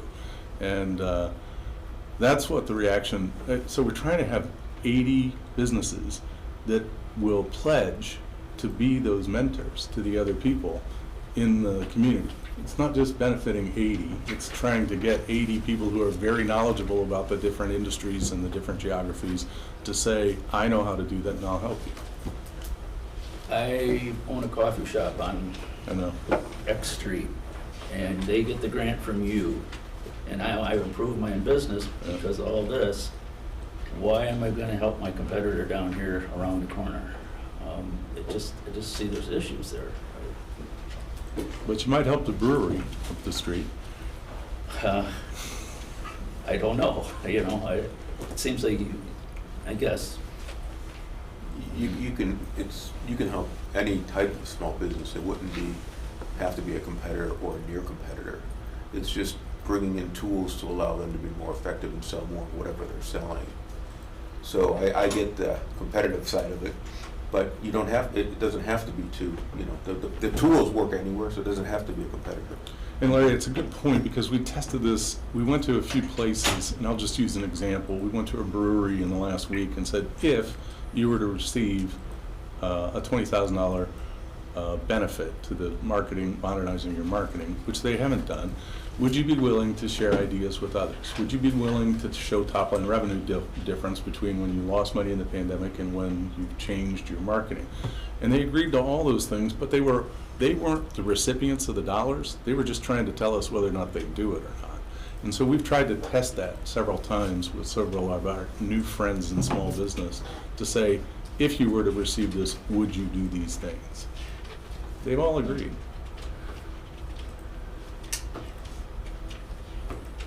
Small businessman, it's easy to agree. Right, it's The follow through is not always the agreement.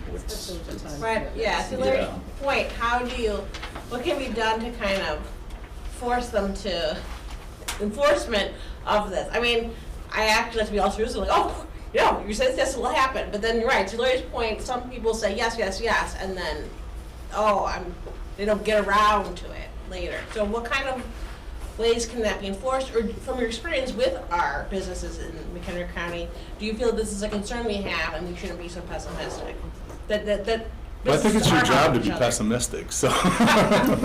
But I think the business community that I entertain, the ones that I get involved with, are very contributed to each other. They collectively come together to go solve problems. There are always going to be people that don't do certain things, and it's my hope that the evaluation process weeds that out. But it could happen, and I'm not saying that we shouldn't be on guard, that we have protections in there to be able to do it. After all, a lot of the regulation in county government is about protections of areas of interest. But I think we also can't get so far into that we can't see the good that comes out of some of the other areas, and I think we're going to promote a spirit of entrepreneurialism in which people would want to say, yeah, I'm a mentor in that particular area. Yeah, I'm a good steward of that. Can I just add to that? Because I think when you think about the broader picture, you might be talking about individual coffee shops or just kind of like businesses, but each of these businesses are going to do much better if we are creating an economic development, or a local economy that is thriving. So I'm going to do, if my business is thriving, but everyone else around me is crumbling, that's not really going to help me. And we do seem to have a spirit of collaboration, and we've got, and I see it when you put on your annual dinner Yeah. and businesses coming together and trying to help each other about what my business model works really well. Here's what we do. And we have the leadership of Greater McHenry County. I mean, we all want to be leaders, but then you go, I don't want anybody else to be a leader, so I'm not going to help. That's not what's happening here. People go out and show, I'll show you how to do what I did. And I'll spend my time volunteering to show how I got where I got, because we all benefit from that. So I think that I get it, and you guys are smart people. I think you'll weed that out. Somebody's going to get through this, not going to help. Mhm. But I think by and large, it will be a positive picture. So- Carolyn, and just to add to that, get back to your point, Larry, I think also these tools and kind of the whole idea behind modernizing marketing is that it allows these smaller businesses to operate and sell beyond just their local footprint. And so basically, it's going to help them broaden their pie. And they don't have to necessarily take it from their local competitors. And I think if you think about the future, what's happening, this is becoming table stakes for small businesses. You have to have some of these tools, and a lot of these businesses aren't aware of them. And so, is there going to be a little bit of cannibalization? I don't know. Who knows? Maybe. But that happens every time somebody opens up a competitive store across over the road. But this is going to allow them to not just be merchandising and retailing to their 4-mile square radius, whatever it may be, but beyond that. And that's I think where the real value for them comes in.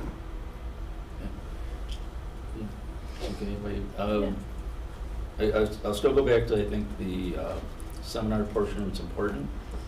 And if this grant, without you coming back for more money for it, if we modified this grant, conditioned it on the seminar part of it being built into that money, and maybe that would change the number of businesses you were helping, but the seminar part would have to be a part of the program.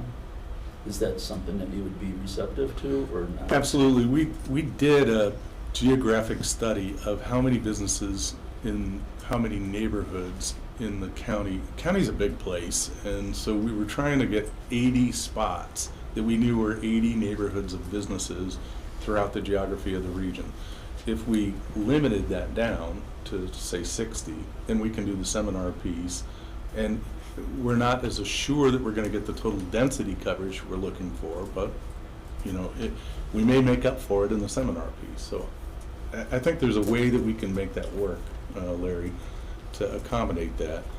And and to the extent that we toyed with all kinds of things leading up to this, like, could you make it $15,000 instead of $20,000, or could you change the configuration of the value services versus the spend services on this? And what we found is that it was kind of a perfectly balanced system, but if we do remove some of the grant recipients, we probably can get a less expensive seminar series put in and run that whole program together. Okay.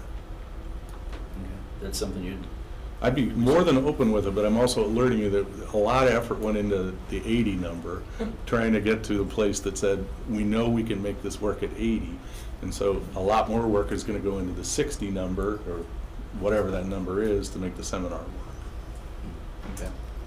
So I'm still stuck on that I think the commodities, the $50,000 that's going to go toward the the licensing, that's to me that would still be under capital. That would still be under the capital, because that would be in the 20,000 that we're giving the businesses. So I think we're overstating. Whatever. Don't mean to include myself in this. I do like what Larry's saying. If we could reduce the number and include the training, I think that would be beneficial to everybody in the county. So I don't know, Larry, did you have a specific number in mind to change? Well, I think that it goes to the overall philosophy of what we're going to do here today. Are we going to discuss each one after or during, or are we going to listen to all of them and then have a conversation about where the money's going? You're right. You're right. I don't care how the committee does it. I guess I was making the assumption we're going to listen to all the presentations first. You are correct. I apologize. Yeah. Okay. All right.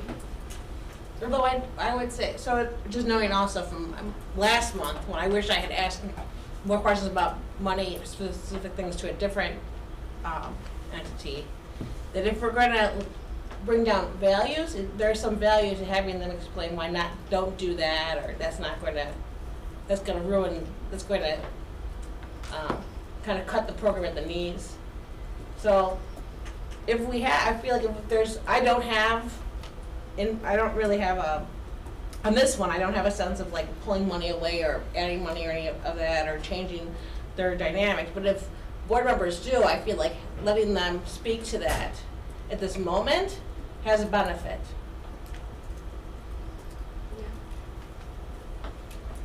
Do you have any comments to that? We looked at 60 as a number, as a general operating number, and then modifying the seminar series down from a couple $100,000 down to less than $100,000 to blend that ability to pull this off. The challenge at the time was we didn't have the folks that we had review this, our outside folks, we didn't have the ability to re-ask them without consulting with them again on whether or not the 60, I think we had 66 target locations were going to be as effective as the 80. So I hesitate. I think we can pull it off. I think I can get it done, or we can get it done. But I just don't have the assurity that it's been reviewed and we know that it's going to be covering the entire area. It's been made very clear to me through the consultants and through the staff that we have to have geographic dispersity and we have to have various industries represented, and that just worked down to math of 80 businesses in the region. So. Well, I kind of feel like I don't want to take away from the impact and the potential benefit of the more broadly throughout the county, just because we feel like there's a component that we would like to see in there. I mean, I don't know if there might be, when you said you looked at it to do the 80, and that, was that modified in terms of the, like the seminars? Was that with the modified? Do you think, in other words, in your opinion, can you stay at the 80 and maybe incorporate some kind of modified seminar type of approach that maybe gets to it? Maybe it's not as broad, maybe it's not as frequent, but it still kind of gets to the component of getting that out there to other people, but maintaining that coverage in the county. Because I do think the more you whittle it down, and if people fall out of the program or whatever, or you're not as effective with certain people, you start to dilute the impact overall. And I think they've done a lot of research, and I don't want to be adding in a wrinkle into it when you've already spent a lot of time studying that, and this is where you fell out in terms of what you thought the coverage should be in order to be impactful. And I don't want to be taking away from that just to satisfy something that maybe I don't know about personally or can't speak to, so. Yeah, I don't, you guys have put a lot into how you were doing it and what you're trying to accomplish, and I don't think it's our role or any of us intends to tell you how to restructure it to get something passed. My perspective is that it's a 35,000-foot view of a concept, and that as far as the implementation, it's still, for me, very 35,000. It's very fuzzy, and I don't think that it would be too much to ask. Okay, so you're going to go through the 80. Like you're still questioning, will they be members, will they not be members? What markets might they be in specifically? Because who would even benefit from it? Might there be something in common that would make it like a market basket, or I'll just use this as an example, but like an Amazon in McHenry County, where we're supporting our own, and this is the first place that people would think to go to, or whatever. And again, I'm not even asking you to rethink whatever you're doing, but that may be a direction that you're going. I don't know. That's the whole thing. I don't know where it's going. I don't know what it is that is going to be implemented or how it's going to be measured. What's going to be a success, what's going to be the payback as far as growing the economy. And so I just would really like to see it more fleshed out and more specific on how would this work? And maybe you were there and I'm just missing it, but I'm not getting it right now. So am I alone? You're talking about like key performance indicators and measurable results? I'm talking about even the systems and processes of how you, once you've selected the people and you've decided how you're going to select them, what will this program look like? What's going to be the actual, when I even look at the training, Larry, on that, I'm wondering, well, how much of that's already available in the marketplace? Because when people do this type of training, they usually generate revenue for whatever business they're doing the seminar for. I mean, it's not unusual at all. So how many of those things could be secured at no charge? Because that would generate business for whoever's doing the seminar. Mhm. So these are things that I'm thinking of, overall. Yes, KPIs, but like I'm not even there. That would be 10,000, or that would be, further down than where I am. So I don't know. Do you guys feel like you've got a handle on the overall of what it really is and what's going to be accomplished, so that like for example, if you had $1 million, would you invest in it? Would this be something that you'd say, oh, I'd either altruistically really love to see this and I can see a benefit for it, or I can economically really see a return? And I think that's my question.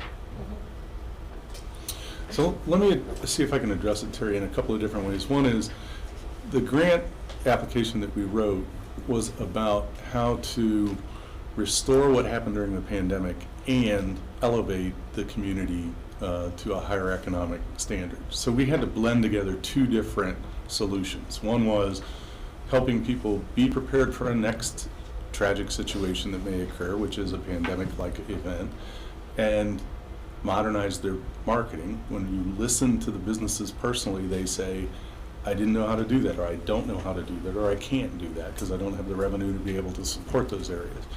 So we solved the first half of the problem, restoring it back, by saying we're going to bring in some Class A media people that can be able to tell you how to do this in an appropriate way, and then we're going to give you a certain small amount of money and help you navigate whatever your next marketing budget is into a more appropriate way to build market share or customers or target whatever you have over time.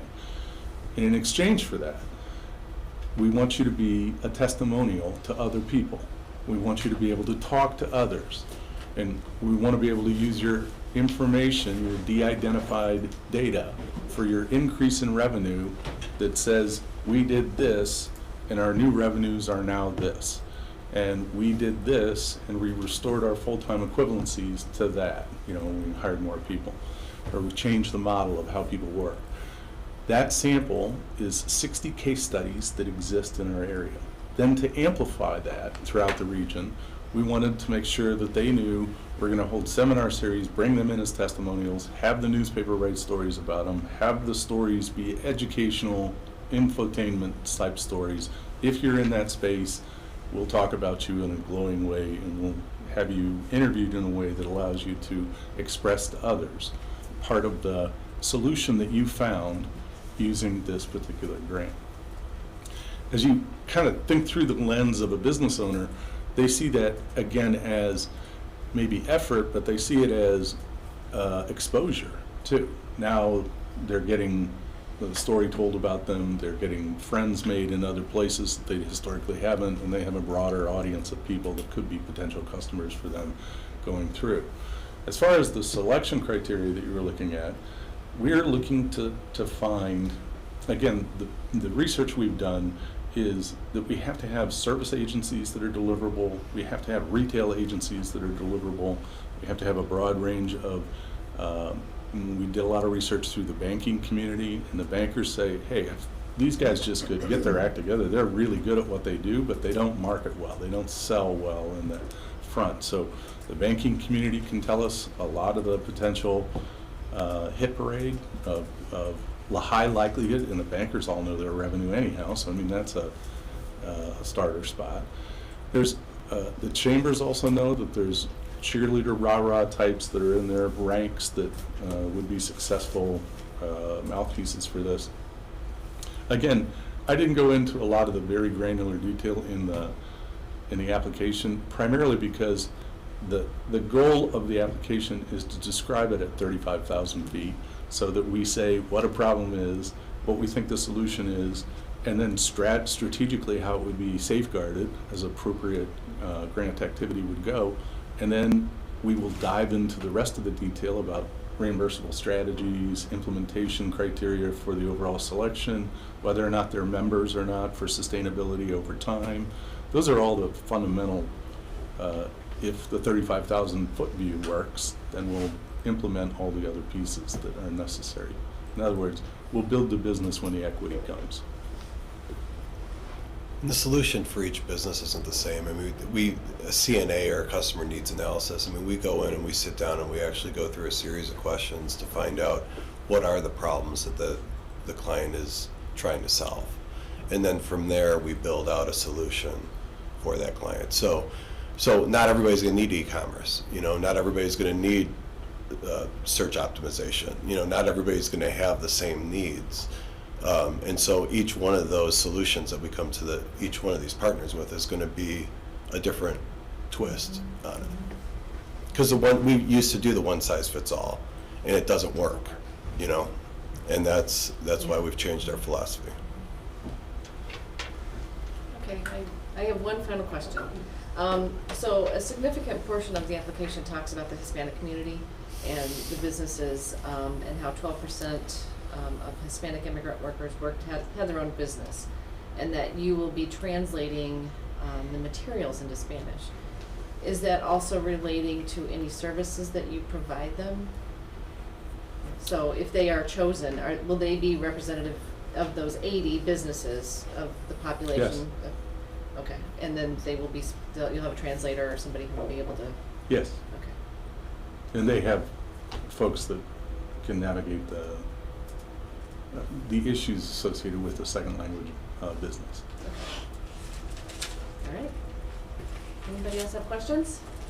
All right, thank you guys. Thank you for your. Thank you very much. Thank you all. Thank you. You're welcome to stay and listen to everybody in our deliberations, or you can catch us on the, go home and watch the feed. Go to the office and watch the feed. Thank you, everyone. Thank you. Thank you. Thank you. All right, do you guys want to take a quick break? I think so. Okay, we'll take a 5-minute break and then we'll have Sage come up. Sounds like a good idea. Let's-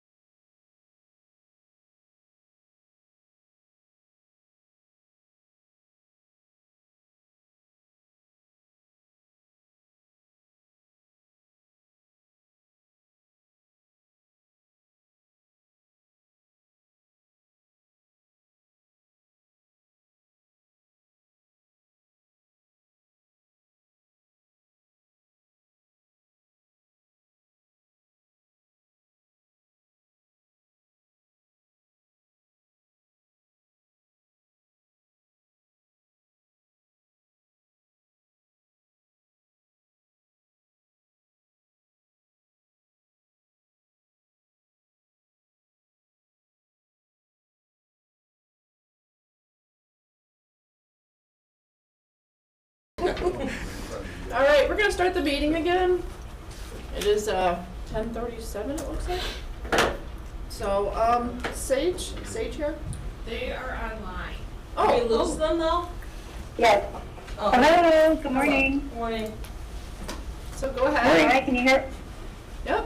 Okay, good morning, everyone. Thank you for waiting. Is it okay to get, So go ahead. are you Yep. all okay if we get started? Thank you. Hi, can you hear me okay? Yes. Yes.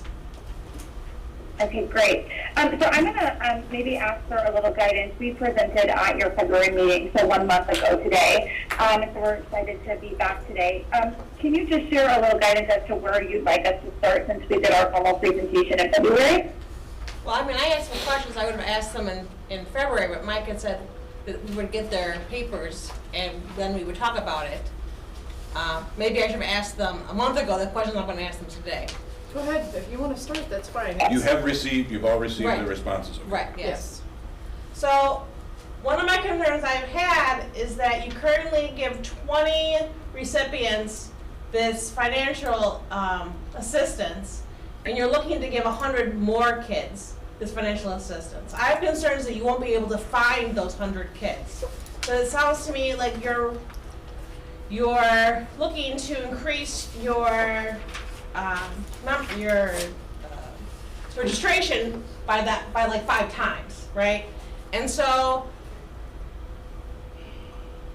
I am supportive of this program. I just think that your goal is too high. So a motion I would have made to my committee is to lower the grant amount to what I think is maybe more manageable of being like, so like you have 20 kids currently, saying, okay, you can double that, and giving you funding for 20 more kids. Do you have any thoughts on that? Yeah, so thank you for saying that, and I'll ask my colleague who oversees our J-Camp program to weigh in just a moment. But I would say I appreciate your comment. I think to succeed, right, in the increased enrollment, regardless of what level, right, it's going to require our marketing support so that we can continue to make this opportunity available to residents of McHenry County. One of the things that I will say is that, our summer camp registration for 2023 has already opened. Allie's been spearheading that beautifully. And so I think there probably would be a smaller ramp up this year, but I think knowing that we would have your commitment for the next couple of years would allow us to really spend thoughtful time in building out the right marketing plan to serve the correct number of youth.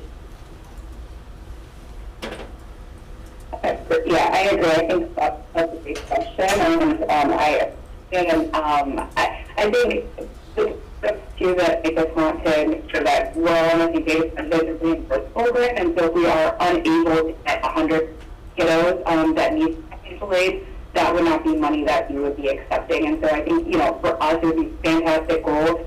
Need is that we're marketing, we're out in the community, as you mentioned, we started enrolling. And so our goal would be 100, and I do think it would be achievable. Again, we are excited for the partnership and the opportunity, and we would be thankful for, and we would be able to address the kiddos in need. Do you have any other questions, Teresa? Well, so it's just also, it seems, I'm trying to now get to the point where they talk about they have some part of it is for actually the scholarships for the kids, and then they have another part for personnel. And I would have thought that the ramping up of registrations pays for the personnel. So how are we paying for personnel twice then?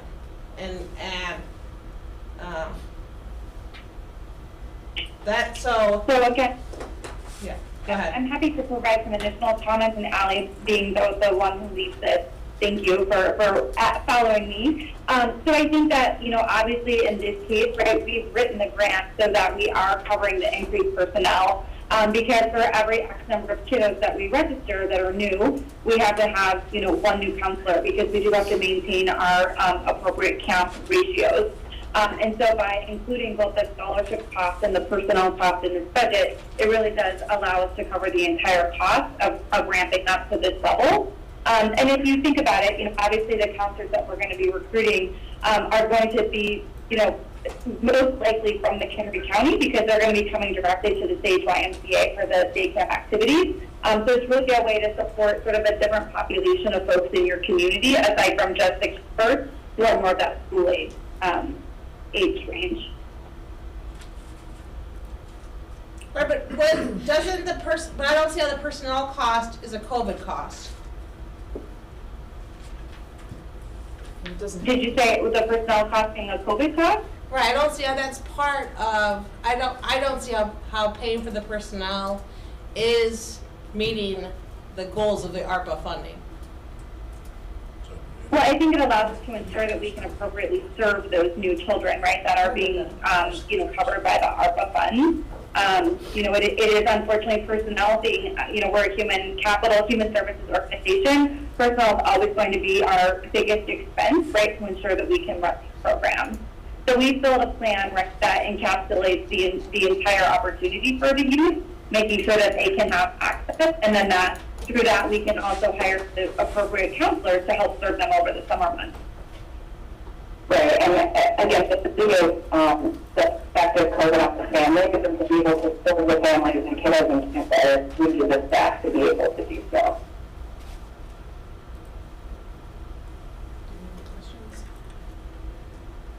I mean, so those are my two things. So what I would propose to our committee later is to reduce the grant amount. And it'll be up to the committee as to whether they have the same concerns I have or not. So I just want to make a clarification here. So the original grant amount was, I'm sorry, I had it right here. 680,000, yes. And then in this revised page for the budget, you reduced, on the supplemental information, it seems like you reduced the expenses for every year. So are you reducing the ask? Or are you still asking? So thank you for asking that question. So no, I don't think that ask is changed because we did find an error in our full budget submission, and that error is a lot of the other costs associated with camp, and those costs are costs that we still are going to cover. The initial request, right, still stands at I think it's the total of 680, which is serving the 100 kids over the 4-year period with the counselors. So those were only ever the two costs that we had built into the grant budget. Okay, thank you. Does anybody have any other questions? I remember last month when you talked about transportation, because it might be difficult for kids who are farther out in the county to attend this, and their parents might not be able to get them here. Have you thought any more about getting the kids to the program and how that would happen? I think, if we particularly know that certainly something we can really partner with transportation because we have a contract for field trips, and so, if that's a need that is identified with the target that we're trying to serve, that's certainly something we can explore. So again, not something we do now, but not something that wouldn't be something to be able to explore. Again, the partnerships are there with transportation companies. We do have mini buses available.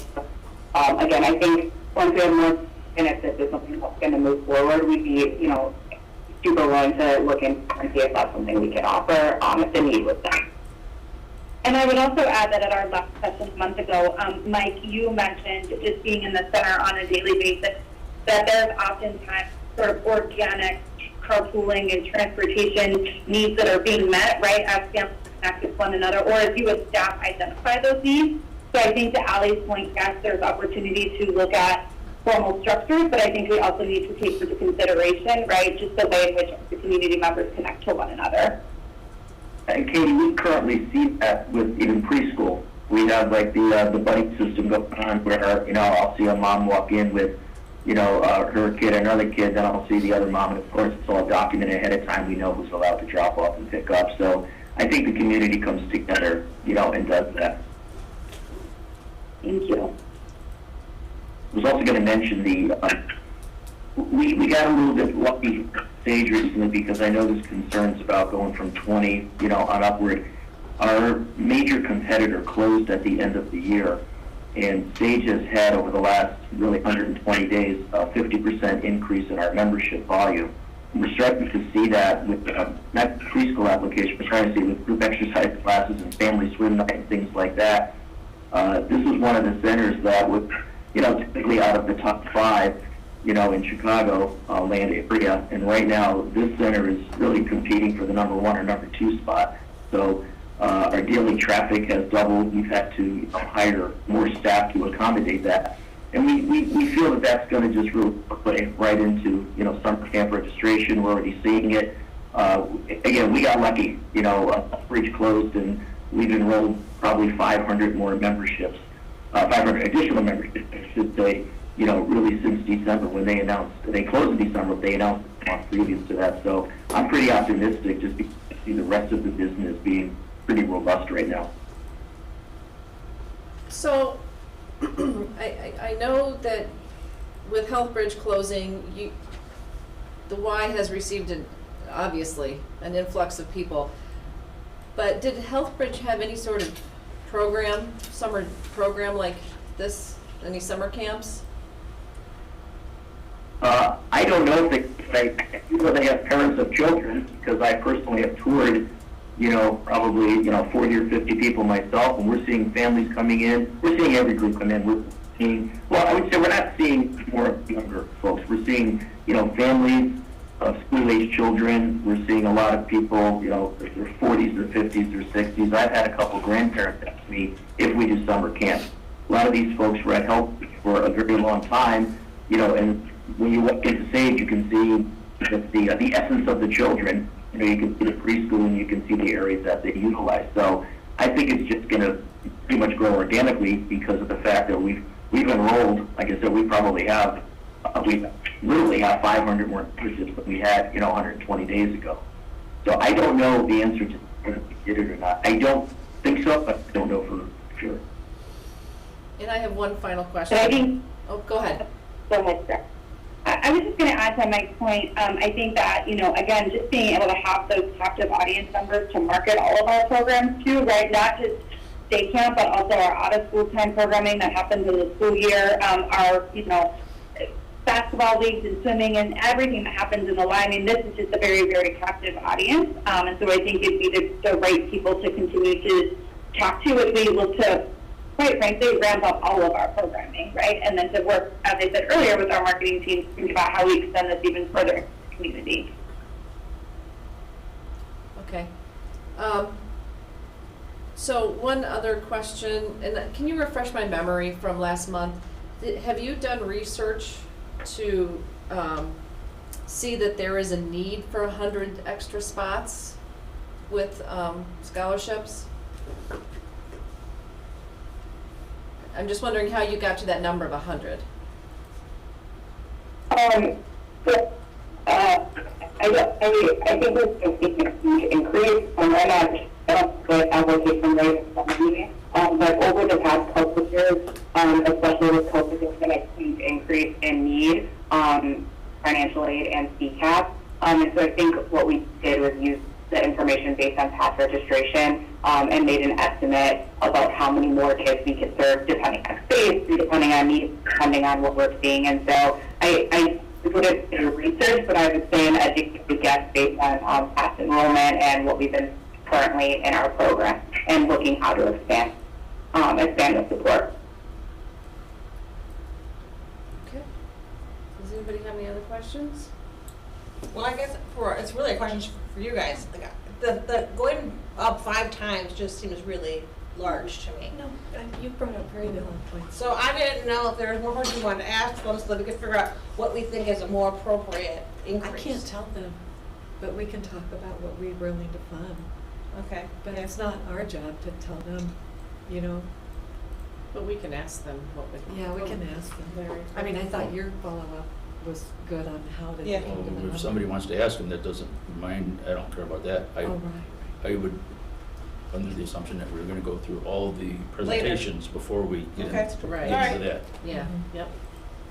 It's, we got people waiting for that. Yeah. I mean, we could debate Okay. that for another half hour and then. We could, yeah, yeah. yeah. Okay.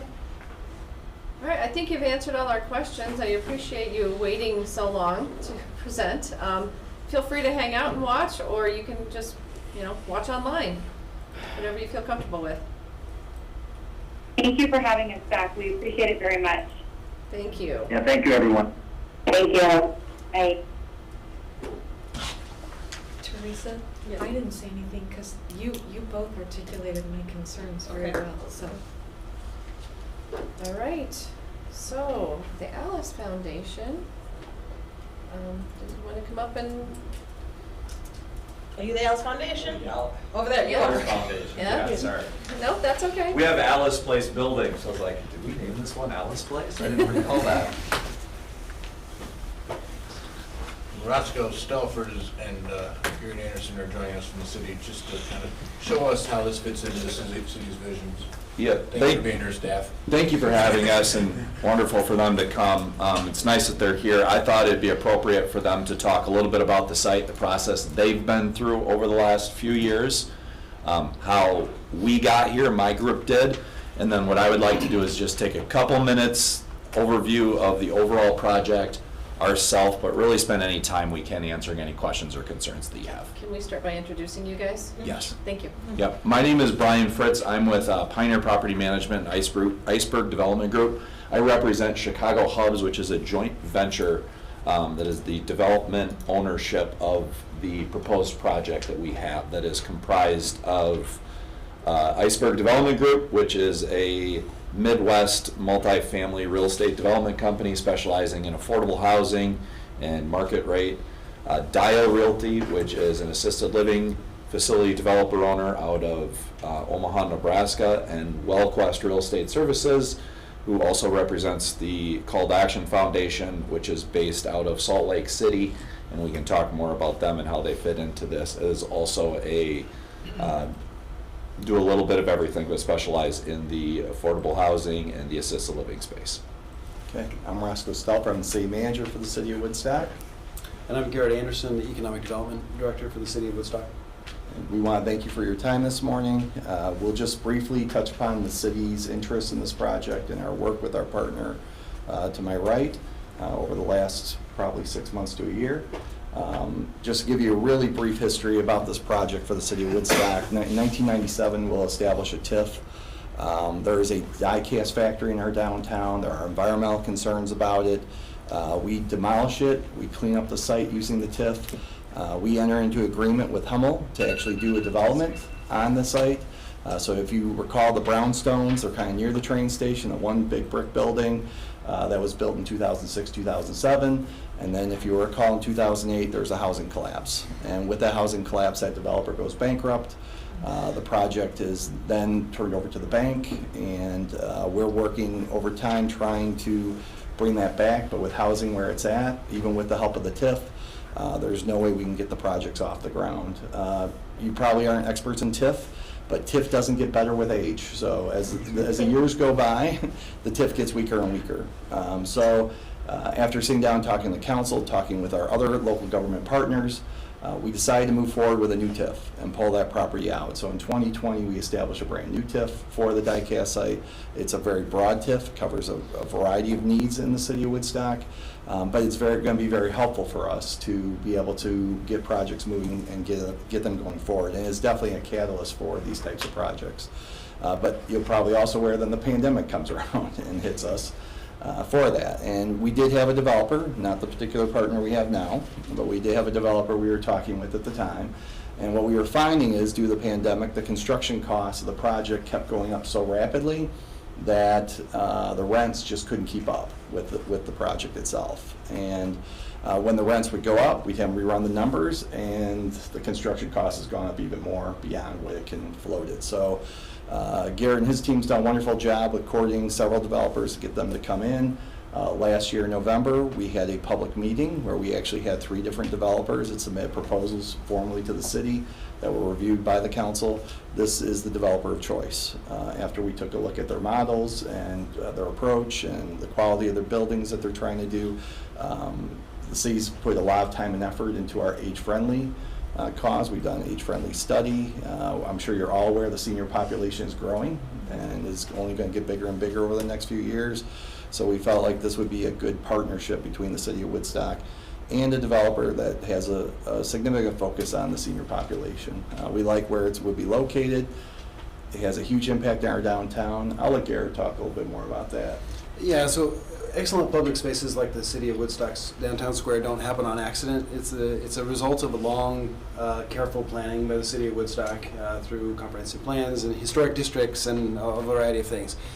In association with the TIF that was reestablished in 2019 and 20, we put in place a new downtown development plan. That really rests on 4 main pillars. One is preserving, above all else, preserving the historic character that exists in downtown Woodstock now. But beyond that, really simple, the simplest way to summarize it would be more people, more businesses, more visitors, are the other pillars of that. And in comparing the other 3 development proposals that we had before us, really we felt like this group's development really hit on all 4 of those points.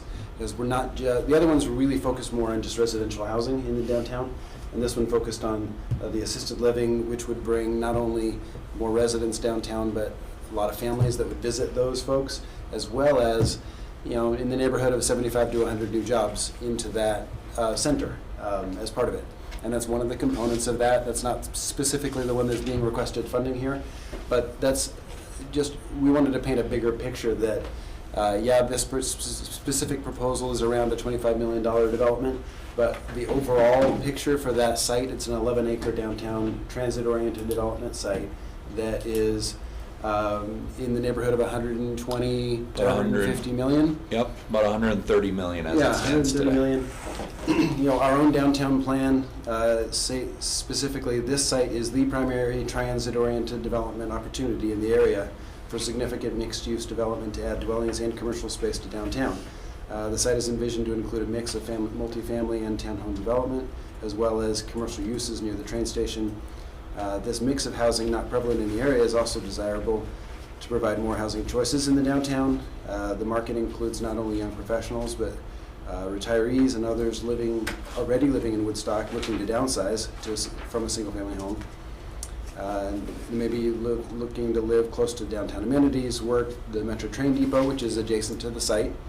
Evaluation of the site from a market perspective concludes that this new housing density will benefit the business district by adding potential customers to the area. So really that's the focus, is strengthening all aspects, the community elements, the commercial density by bringing in additional customers that reside in the area, providing for the senior market, providing a lot of new public open space in the development plan, and reinforcing all of the accessibility that comes with having the metro station adjacent to the site. So that's the big picture as we're evaluating. So I'll turn it back over to Brian. Yep, so I'll take a minute to talk about the overall scale, because I think it makes an important impact of what we have, and this is the most important piece that we'll talk specifically about the project that we did. But to negate the larger scope kind of defeats the purpose, because they all go kind of one in hand together. So it is approximately $130 million total development. As it currently constitutes, there is a 70-unit senior affordable project that is what we have applied for here, that would be the gateway into this development, and arguably the most important piece, as it will be kicking it off. The secondary piece, which we are currently in application for and would be looking for a timeline a little bit further down, but would be the second one to go, is about 150-unit assisted living, independent living, memory care, market rate senior facility, as he mentioned prior. The final and third piece would be a true multi-family building. It constitutes, there would be market rate, but there would also be some affordable. There would be no age restriction to it. What we see, and that's kind of where we live in the middle in McHenry County and Woodstock right now, as he talks about, the rents they're not quite there. It's getting closer, but from a standpoint, every time communities like yours, like ours, mine, it gets to the point where it's there, something kind of kicks you to the side: interest rates, construction costs, land, all those good things. So that would be the third and final piece, and that one moves a little bit, depending on the market, depending on what we have, and really is contingent on these others. So specifically in regards to this project, this is a 70-unit senior affordable housing project.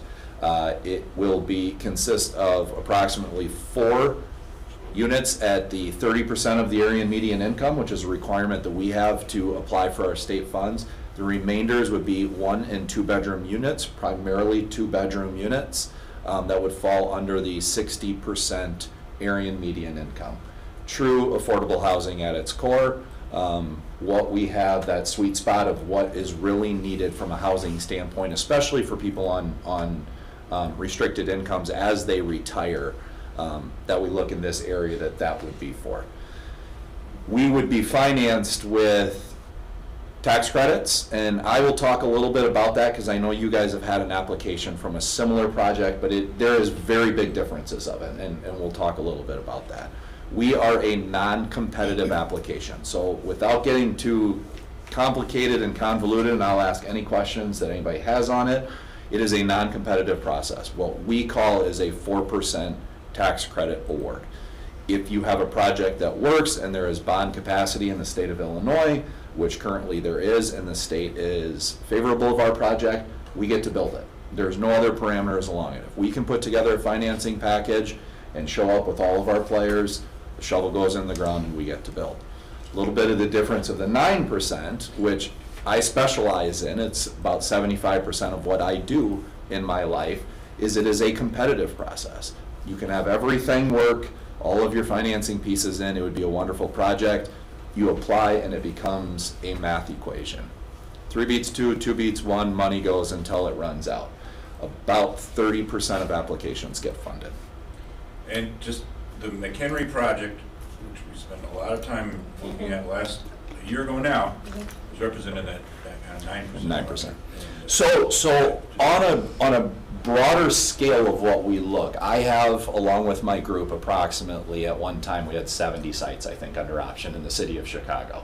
As you can imagine, a lot of them are not developable, or we did not want to develop them.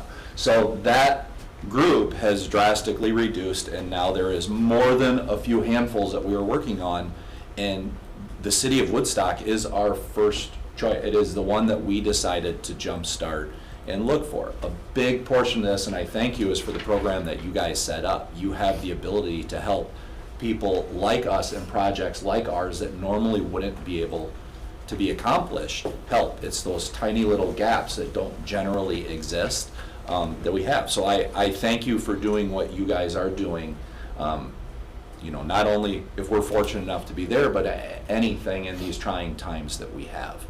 So we are looking at a 9% allocation in some certain areas. We have not applied at this point, and the reason being is you weigh probability, right? You spend all of this time, effort, and money that you're looking into things and putting cities through this, counties through this, myself through this, and you start looking at the probability of what gets funded, right?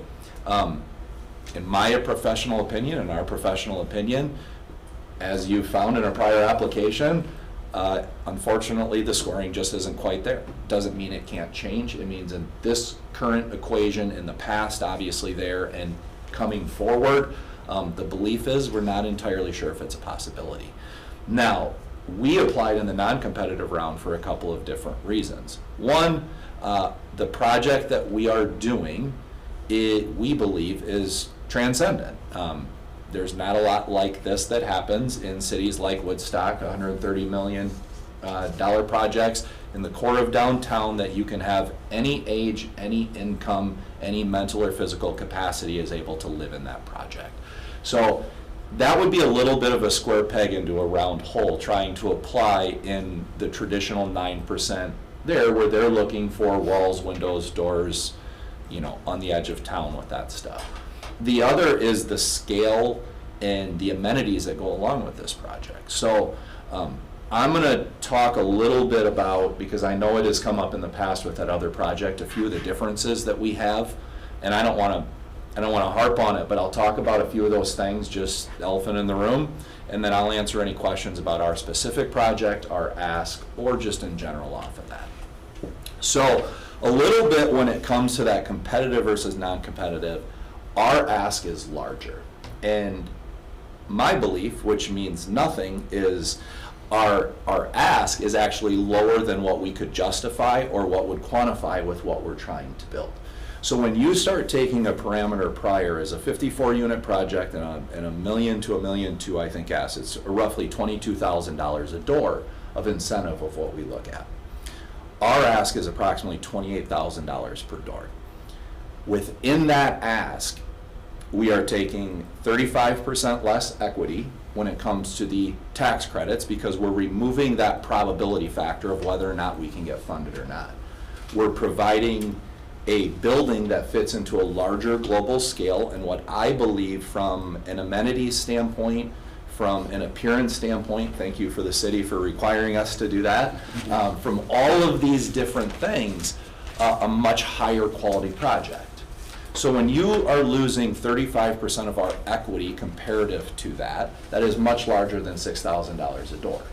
We are providing enclosed parking, which in today's environment is about $30,000 to $35,000 a spot. So take that times 70 and then some.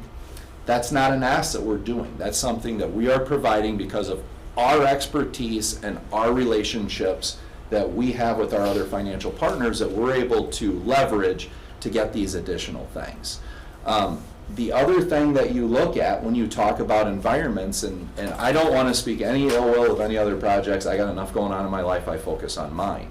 But when I apply for a 9% project in this round or any others, I don't want ARPA funds. It's too much of a complication, right?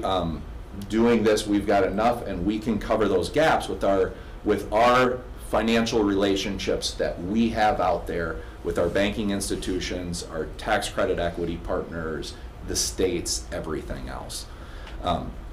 The other thing when you start looking at timing, so we talked a little bit about what we've had. When we started this application, interest rates were about 4%. They're currently 7%, and I read an article and listened to a forecast that they believe it'll be 10% in our world within a year. So that is not, we have not taken that into equation when we look. That's our issue, not your issue. You don't have to be a builder, a developer to know construction costs are up 30 to 40% over the last couple of years. So when we start looking at a timing and a comparison aspect, I just bring it up from a standpoint, I look at it as a positive, which I'm biased, I understand that. But if we're at $28,000 per unit per door of what we have as incentive, from a justification standpoint, if we are going to compare apples with apples, especially when you add that parking, the ask would be much, much higher, which I think we could justify, but within reason, what we have is why we approached with the number that we have, and we are very appreciative and fortunate that we had the ability to do this, and I thank you. But we also have others, we have the state partners we're working with, we have a foundation that we're working up with to cover a lot of these other gaps that would normally not exist. One thing I want to bring up is it is a small piece. You have a very small piece in this, so when you look at $130 million of potential development, $1,960,000 doesn't seem like a lot. It is detrimental if we don't have that funding, because one of the things that we have, it's the chicken and the egg, right?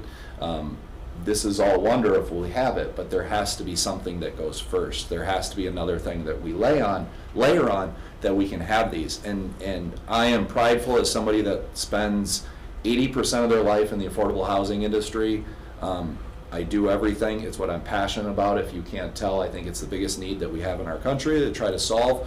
The fact that I get to stand here as an affordable housing developer and talk about how important this piece is and this project within a larger global scale is a wonderful, wonderful thing, because I also think it will make the most amount of impact in your community, especially in a short amount of time. That was a lot of information in a short amount of time. So, any questions?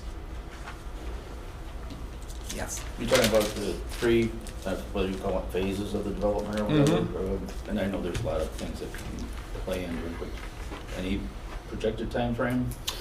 Well, as you would see on our application, I was hoping to break ground next month with this project. That's obviously not going to happen. A goal, and it is an aggressive goal at this point, but you guys can play an integral part in it, is we would love, along with the city, as we're fast tracking this, we do have the cart a little bit above in front of the horse here, but we are all working in unison. It's an important project. So we're going through all of the city processes, and it would be wonderful if we could be in the ground with this project in the fall. Because if we have fall construction, then I am looking at putting residents in December 24, and I have proof of concept for those other projects. When we talk about the second phase, which is the assisted living facility, I think that is earmarked for end of 24 start. And then the third one is to be determined, I would guess a year thereafter. But one of the things, that's not a delay. It's not a 2 of 3. We're obviously going to finish the site. It's to really see what is needed, what's there. And one of the things that we believe we are doing is creating a market that currently doesn't exist. The Field of Dreams concept doesn't work in housing, right? I just can't say if you build it, they'll come. I have to have backing and anything else. But what we will be able to show is new units in town of desire. The absorption rates will be well over what anybody intended and planned on, that we can show that proof of concept, that forward-looking thinking, we get the benefit of the doubt. This project will work in this community. We just have to have the ability to do it. And just to clarify the term here, you're the horse, we're the cart. So Yeah. we're not waiting on you guys as a cart. What he's saying is that they're pushing forward. Their team is pushing forward with all the city permitting, city approvals, even though some of the funding pieces are not entirely secure at this point. So Historic Preservation already heard a presentation from their group last week. They've already filed for next month's Plan Commission meeting. They've already gone to the Plan Commission twice already for informal versions of just looking at the site plan. The paper already reported on it right here, Affordable Housing and Die-Cast Plan. I don't know if you've seen the pictures yet, but that's the building that we're talking about today. It was in yesterday's paper in the Independent. So it's already moving forward in a lot of different ways. They've already met with the neighbors that surrounded the property on, I think, 3 different occasions already, just to get their feedback and buy-in for the whole project. So they're very much moving forward. And let me clarify that. We are moving because we feel a sense of urgency, and I appreciate so when we've worked with IDA, which is a state agency, the decision has taken a little bit longer. We've had all of our positive conversations. We know our ask will happen. It's at what capacity? Obviously, we're talking with the county. The belief is there is hope there. We're a good project. Obviously, we have not spent the money yet, but it is such an integral part. We are hoping in such a large piece of the community impactful.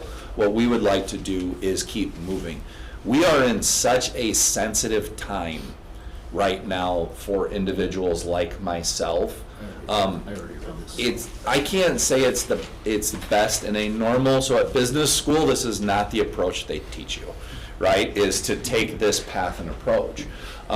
But sometimes there has to be feeling, there has to be emotion outside of a spreadsheet. And that's what's been so great with the city of Woodstock and our group, is there has been calculated risk or movement where maybe normally you would wait to do this, because the problem is the belief is everybody's moving in the same direction, it will work there. It is a crazy world we live in. You don't know what's around tomorrow.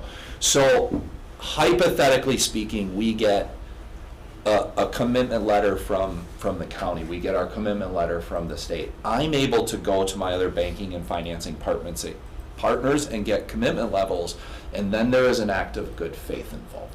I have my package, and it doesn't matter what happens with the world, right? Because those commitments are in place.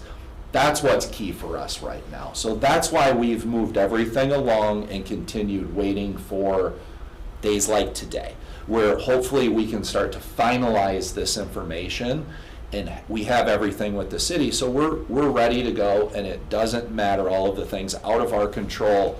And we are just another story you guys talk about 12 years from now, though, you know, that one guy and those one people that proposed that thing that one time. We would like to build here, put down roots here, obviously make this investment and really be a part of McHenry County and Woodstock. Does that make sense? Yeah, Okay. my question is, Hold when on just a second, Terry. She hit her. Yeah. Oh, sorry. Fine. Oh, Okay. I am very supportive of this project. I was very excited to see this Great, in thank our you. packet.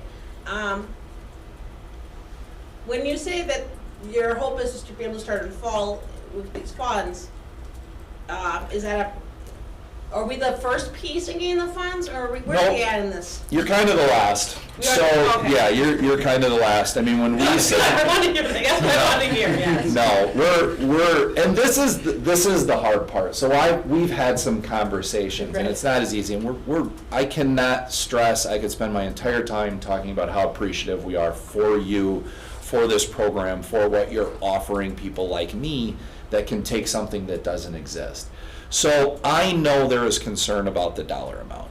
And I know how wishy-washy I sound when I say, hey, if you give us $100,000 less, is that a problem? Well, yes, it is a problem, but am I going to let $100,000 affect $130 million of development? I don't have a plan to fix it if we don't get what we have, but I also appreciate what you've given and don't want to say, you know, turn my nose up and say no thank you. It is a weird situation. And unfortunately, I keep using the term pass the hat, right? And these are such valuable funds that you have at the state level. They have everything else. Everybody is trying to eke out last dollar of benefit. And I am right along with you, right? There are so many projects. It's fortunate we have this money. It's unfortunate that there's not more of it to be able to spread around and make that impact there. So we want to be good partners in anything that we can do to help you solve your issue of having 8 good projects and only having money for 6 of them. The reality is, I want to help. I just can't tell you on a piece of paper. It's not a negotiation for me, right? It's like, oh, here's our hope and here's there. I know how to solve the issues that we have now. If it's constantly from everything here, that's the hard part. I can't solve those, and keep in mind, every day that we move on, the bogey in the room are interest rates that keep going higher and higher and higher, which when that happens reduces my ability to service the debt, which means I need more soft funds. So it's I'm in a circular equation in a Microsoft Excel that I can't get out of right now. What I can do is with these variable pieces like yourself and the state, which are really the last 2 that we don't have, I can lock in everything else and then I know we're good. Because I can finish my model. So be thankful you don't do what I do for a living. It's fun some days, and the majority it's not. It might be helpful too for the committee to understand. I mentioned TIF earlier as a catalyst for this. This is the one area that TIF is not going to be able to do much for the developer at all, because they get a lot of property tax credits and the calculation itself, which is the driver for TIF and how we get additional funding, then we can pass back to the developer to make it work. So TIF is an important part of this project, but TIF takes time. And time is not our friend. It also we won't kick off a lot of increment. As affordable housing, the whole point is to provide quality units for somebody that can't afford the quality unit. Well, if I have to pay the same in real estate tax, I have to charge that same rent as anybody else does. And what's so key in communities like Woodstock, Fox Lake, Batavia, Gurney, a lot of places we work in this area in these buildings like this, you know, there is low income housing, and then there's market rate housing, right? And the reason we haven't seen the crazy influx of market rate housing is wood, drywall, screws, they all cost the same. That's all happening downtown. That's all happening in these other areas. It's here where it gets pinched when we've seen rents and incomes escalate, But when that happens at 3, 5, 7% and construction costs are going up 30%, any margin where there was left for profitability or for fancy things like debt coverage ratio and all those, that's where that slipped out the door. And we could have, we could talk for days about economics here, but that's, some of this is just where we run into why this program is so key right now. And this project is so key is we're providing much needed units that haven't existed, and it's a springboard to get back to prove that market to be able to get the rest of these units come into place. So that's a timeline. I know you asked that question, and 7 minutes later we're back to it. 3 to 5 years or whatever, I Yeah. understand it's nothing in stone. My goal in a perfect world is I have seniors moving in for Christmas time next year. Whether it happens, we'll see. And then, I may have missed it, but is this rent or mortgage? Rent. This is all rental homes. It's also notable that some projects have a certain percentage that are affordable and some that are not. This is 100%. This is 100% affordable. Okay. My question would be probably for Peter. 2 lines here, budget doesn't break out the use of ARPA funds, and also it will represent a high effort project from an administrative perspective. Do we have the people in place to handle a project like this, or? I think the people in place are on the screen, and the Bronner Group has done a good job. When they talk about the high, the high cost of putting this in place, I think that just noting all the steps that they're going to have to fall into place, and I think Ryan's done a good job the last 20 minutes talking about all those steps. It's not a snipple, snap your fingers, and it happens. I think that's where that comment comes from. But I feel. Well, and my point being, we're not going to go hire another full-time. No. In the accounting. No. To take care of this, or. No, I honestly feel like the hardest part of our Advanced McHenry County program is behind us. And that was the solicitation and scoring and ranking and getting us to this point. The accounting moving forward in the next couple of years is not going to be as difficult and not going to be as time consuming, as costly as getting us to this point. So I have built about 15 projects in the last 2 years, and fortunately, unfortunately, 5 of them have had ARPA funds with them. I never thought in my wildest dreams, I didn't know what it was until 2 years ago, have come. And what you've seen a lot is in other states and other areas, affordable housing is really a driver because there's no questions about it. It's a qualification. And a lot of times I commend you for going through a process of determining all this, but I sat and listened, and it's like, okay, how does this tie in? What do we do? There are other counties, states, cities, organizations that have done this with it and say, what do we know we can't get in trouble for? And affordable housing is one of them. So 100% if it's affordable, we're not going to have to make. You don't have to do anything. There's no questions about it. So from your standpoint, no, a benefit to us is I make your life really easy from a from a compliance standpoint. The covered parking, exterior facade, some of those requirements and costs are requirements for the city of Woodstock? Combination. So I would not say it is a requirement. I would say they have not asked anything of us where we have secretly fought back and said this is punitive or overkill or anything else. Listen, there are many times in communities like this, and I use the word transcendent project a couple times. There's only one town square that exists, right? And that's why when so a lot of the areas that I have under option are the metro train stations, right? They're the town square. I mean, there are only, when you talk about doing housing like this, Chicago is one of the most iconic cities in the United States with one of the most iconic public transportation system that exists. The town square means everything. So from a standpoint of that, what they're asking of us is not unreasonable. It's something that we would want on our own, but it is a high level of expectation as it is such a key component of the community, the county, everything else of what we have. So yes, are the materials, is everything that we're doing a driver in the costs of what we have? Absolutely. I believe it's warranted. It's very necessary to build the parking Yep. on the site. They don't have enough room just to put the parking someplace and then build the structure somewhere else. I think you do it for a variety of reasons. On top of that, the higher the quality of the building, the longer likely it's going to be last. The longer it will last, the more value it brings to our downtown, to our community. That will be sustainable. I think for you all to be aware, Garrett and I get the pleasure to talk to developers from time to time, and one of the challenges that we constantly face is, if I were to look at developing 20 miles further to the east, my land costs will be a little higher, but everything else is the same as building here in the city of Woodstock. Yet my rents here, 20 miles to the east, are going to be higher than what the rents are here in the city of Woodstock.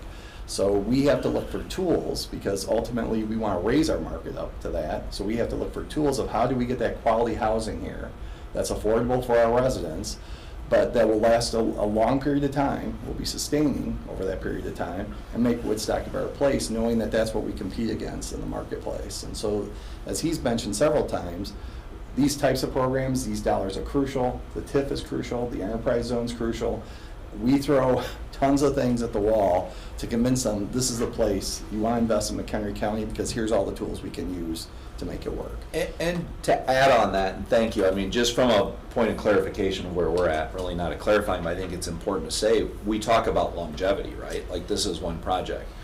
Every company I mentioned is a family office. Every company I manage, we are our own operators. I own my own management company. We're not merchant builders, okay? So we're not going to build this, put a cap on it, sell it off, and put my blinders on, and I don't care what happens, right? We are truly making an investment in your county and your community for as long as my 11-year-old son that's playing video games in the hallway sitting there is going to have to deal with it, right? I mean, that's the sorry, we're on our way from, I flew in yesterday. Oh, no, I had no problem with kids being there. I was like, I wonder who's that? He's mine. Brian shortened his vacation to be here this I week. can't. He's very well behaved, by the way. Thank you. Well, he's got a video game system in his head. So, I was like, I don't know who this kid belongs to. I'm like, yeah, that's cool. but anyway, we are all family owner operators. It sounds silly to say, we're not necessarily small businesses any longer, but it feels like it. That we own our own companies, we own our own operations companies. We are here. At some point, regardless of not every day is a good day, right? There will be bad days. We're the people that you're going to deal with. Later on, now, and forever, better or And that worse. became a stark contrast when we mentioned we had 3 developers that we were they were vying for the site, and one of them in particular was they were exactly the opposite. They said, we're going to build this and we're out, and the key appeal for this group was that we know that they're going to be around and they're going to be partners for a long time. Yep. And that's normally our sales pitch, right? I'm asking you to make an investment into us. It's only fair we make an investment into you. That's the way this works. So just to clarify, you are part of Iceberg.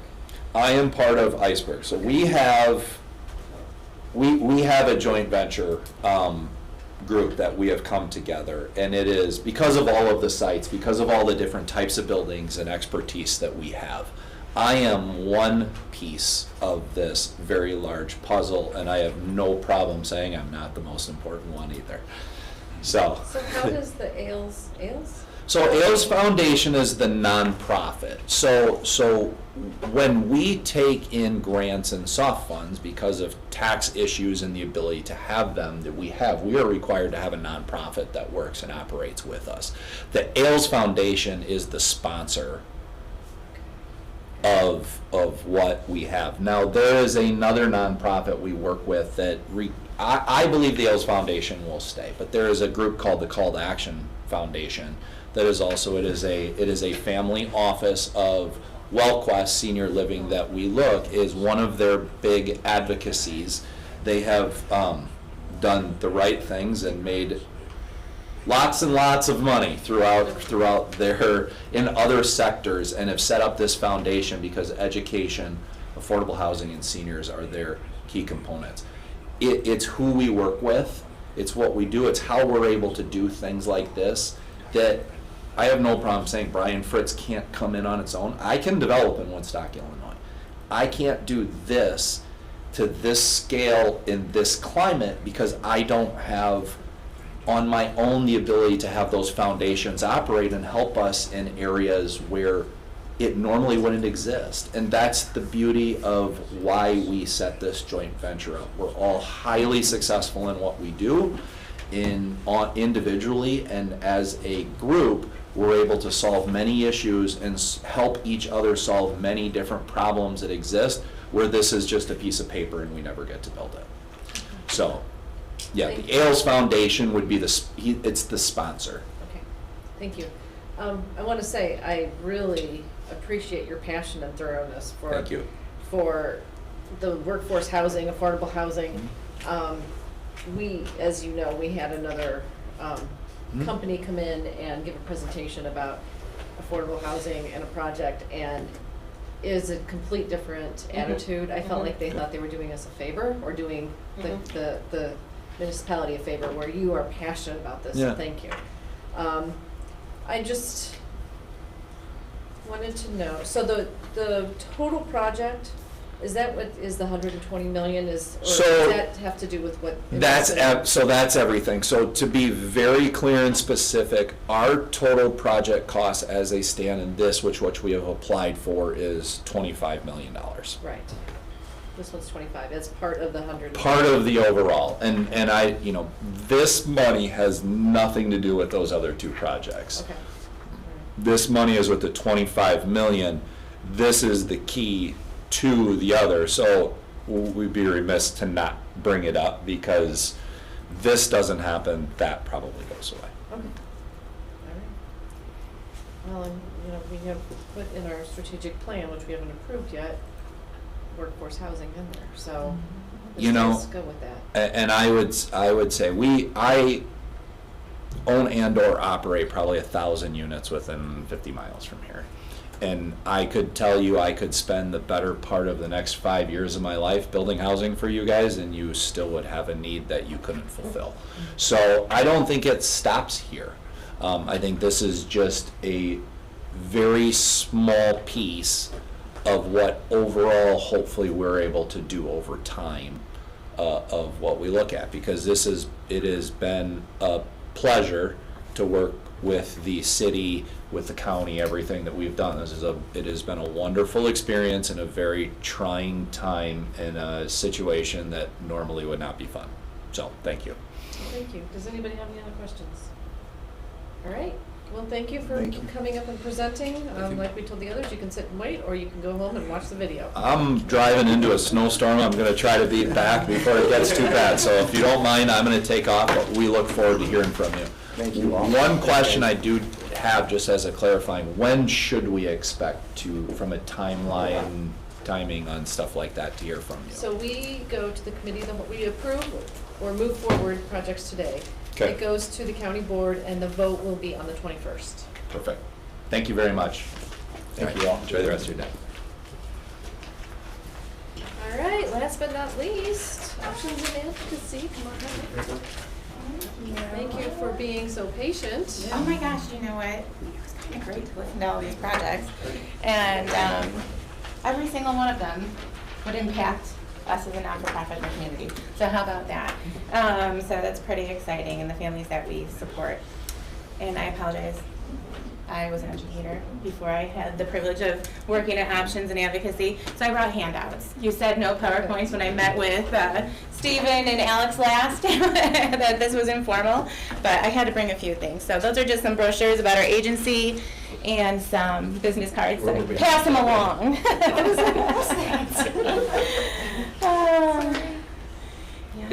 These handouts, is this something we need for your presentation? You really don't. No, it's just about the agency. I mean, I'm going to talk about who we are.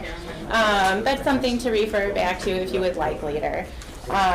So you are fine to take them or leave them. Up to you. I'll grab it later.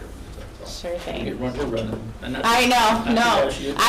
I promise I will try to be concise. So. Yes, I'm Winter No. I'm the Executive Director for Options and Advocacy. I don't have a panel of people to present with me today, and I'll do my very best to answer all of your questions. I really would just like to give you a little bit of information about who we are as an agency in the community, so that makes sense to you as to why we would even go after this project. And then a little snapshot of the application. You have the full details in front of you, obviously. So options and advocacy, we've been in the community for a long time. We opened our doors to McHenry County in '94, and we currently house 3 core programs. So some things have come and gone through our doors over the years, but we are built upon a DHS grant, an ISBE grant, and local mental health board dollars through our 708 tax dollars, right? So we have our Child and Family Connections program, which is the entry point for the Illinois State Early Intervention Program. So that program does free evaluations and would work with the family and early intervention team to develop service plan, connect them to services, therapies that would come into their home in that natural environment, right? And that's for birth to 3 infants and toddlers. Helping us grow is a prevention initiative through ISB, as I mentioned before. And so that is going to be from pregnancy to age 3 and not specific to individuals with developmental delays or disabilities. So families come into that program for an array of reasons. It may be that they're a teen mom, they're a single parent, they're grandparents raising their grandchildren. They're a family engaged in foster care services, or a family that's had DCFS engagement. There are many, many reasons why families come into that program. And then our third core program is the Autism Resource Center. And that has been around for about 10 years now, fully funded for the most part through the Mental Health Board. A whole lot of fundraising in addition to those dollars, and engagement with other opportunities like the Community Foundation and our Mental Health Resource League. So that program has grown from a single person to a team of 6 today, and they had a great influence in the development of this application alongside me. We have watched and observed our community and our families that we serve really struggle over the years in accessing mental health services, right? And so, as we all know, the pandemic has had a huge impact on our mental health, everyone's mental health, our access to mental health services. And so when we layer on those intersectionality pieces of developmental disabilities or autism or neurodivergent diagnoses, it makes it even harder.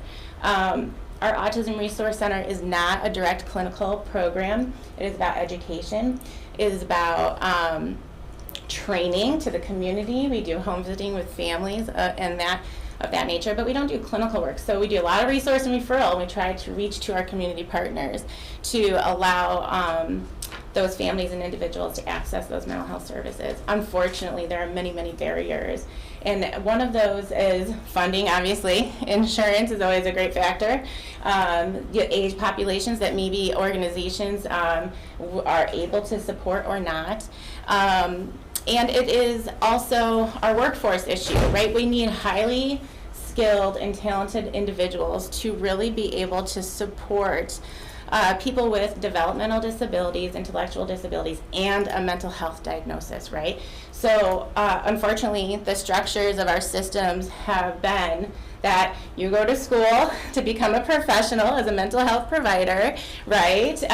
Or you go to school to work with individuals with developmental disabilities as a special education teacher or in a related therapeutic role, right? And these two shall never meet, unfortunately, is the way we are kind of trained and brought into this work. Having just a few years under my belt and been a part of these wonderful programs, we have some talent, we have the technique, we have the training to go after the proper clinicians in order to provide the support to our individuals. It's not that everybody else isn't trying, they most certainly are. They haven't been able to attract the talent, which this application would allow us to attract the talent. It requires money, right? And then also it's that professional development that goes along with it. So we will hear from community providers on the rare occasion, and it's rare, I have to tell you, it is significantly rare, when we are successful connecting one of our clients with this type of opportunity. We get phone calls, this person maybe doesn't use a standard form of communication. How am I supposed to engage them in clinical direct service? right? So our providers aren't familiar in utilizing AAC devices, augmentative and alternative communication methods, sign language, right? Picture systems, you know, so communication comes in many, many forms, but that's not what our mental health providers are typically trained in. So we look as our team on the Autism Resource Center and to lean into our National Association of Dually Diagnosed Individuals for that professional training, right? And we are going to look to bring into these positions those who have had those experiences already. So I'm hopeful that this will at least make a dent in the need that exists in our community. Again, the capacity just isn't there. The need is significant, and it continues to grow.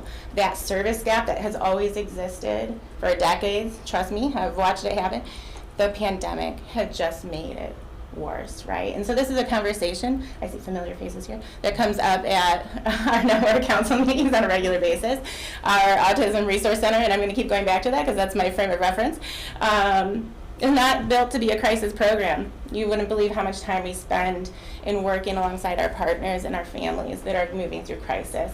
And it's because that preventative piece, those direct service pieces, just aren't accessible. So if we could do some of that work, hopefully we would reduce that need to, right, be moving through that revolving door of crisis as well. So we do see this as a valuable program to bring into our community.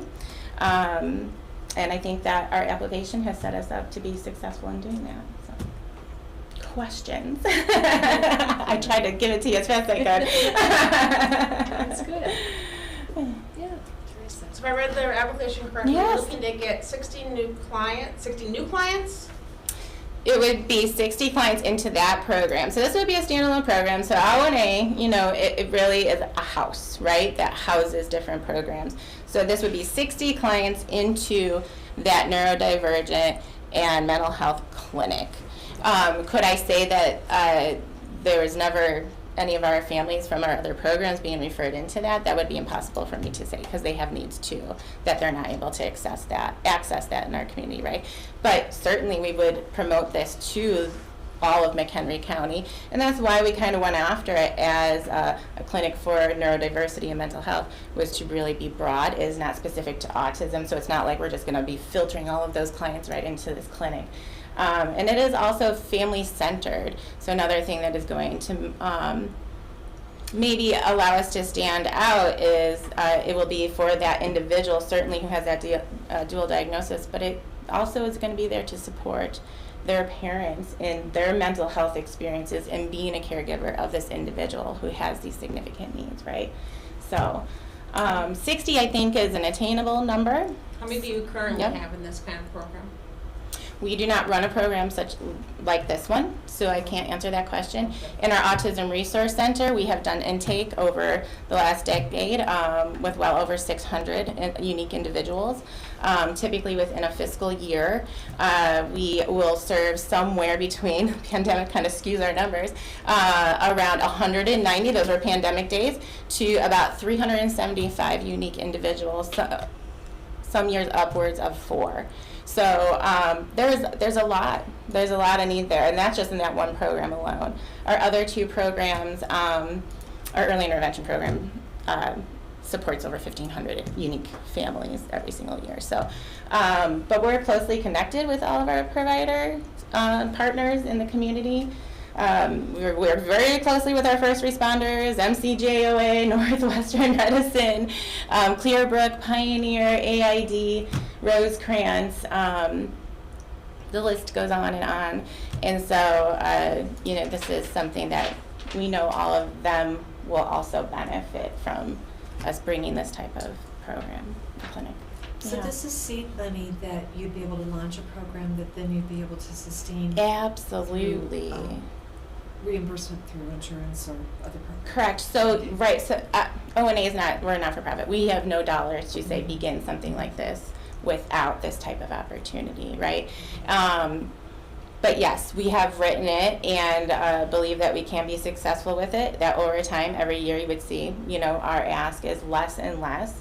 And if it is successful as we hope it is, maybe we won't even need it for as long as we've written it out to be. You know, it's hard to project exactly what something will look like. These are our best guesses.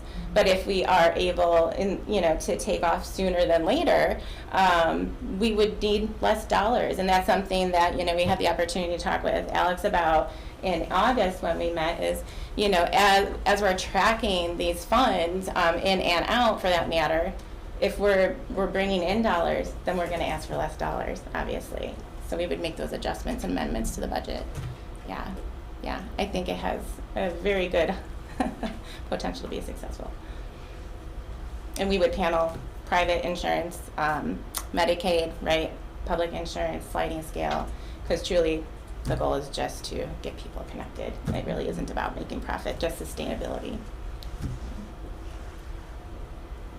So have you modeled Yeah. this program off any other program that you've seen anywhere, other counties or? Well, I would say in regards to like practice, is that what you're talking about? Just wondering Yeah. if you've seen a similar program and how successful it's been. Well, we see our partners in our immediate community who have tried to establish these opportunities, but I don't think the funding has been there, I'll be very honest, to allow them to competitively pay and attract the appropriate individuals to step into these positions and then maintain them. This is a high burnout population, so if we aren't compensating well, they most certainly are, they're going to leave because, and so we have looked to some others in Lake County, and we've looked to some people even outside of our state, believe it or not, in our partnerships and conversations. How is it that you work? How is this successful? And I hate to say it, but it truly does come back to dollars and being able to have the appropriate people who feel compensated and supported. And that professional development piece is huge, right? And then just one thing that we've seen work at our agency already is building in that internship opportunity, right? So really building that robust internship program that is going to hopefully, as people do leave the field, they will, we have been growing and educating and experiencing younger folks coming into the field who may be able to step into those open positions. And if not for us at ONA, maybe they're going to go over to Clearbrook and take that job, or AID, or wherever, Pioneer. There are a lot of positions open right now, and I think it really comes down to being able to compensate appropriately so that they'll come here. So, well, the reason I Yeah. ask, thank you. The reason I ask is because for sustainability. Yeah. So you said you hope that this would be sustainable because Yes. obviously we have a cutoff date with our funds. Yep. So just wondering if you had seen it be sustainable in other avenues. Mm-hmm. Yeah, I think we do see some, sustainability when you're when you build in all those different components of private insurance. I hate to say that, but it's an important piece. Yeah. If we were to say we would be 100% public and Medicaid funded, don't know that we will be sustainable, and then bringing in that sliding scale piece.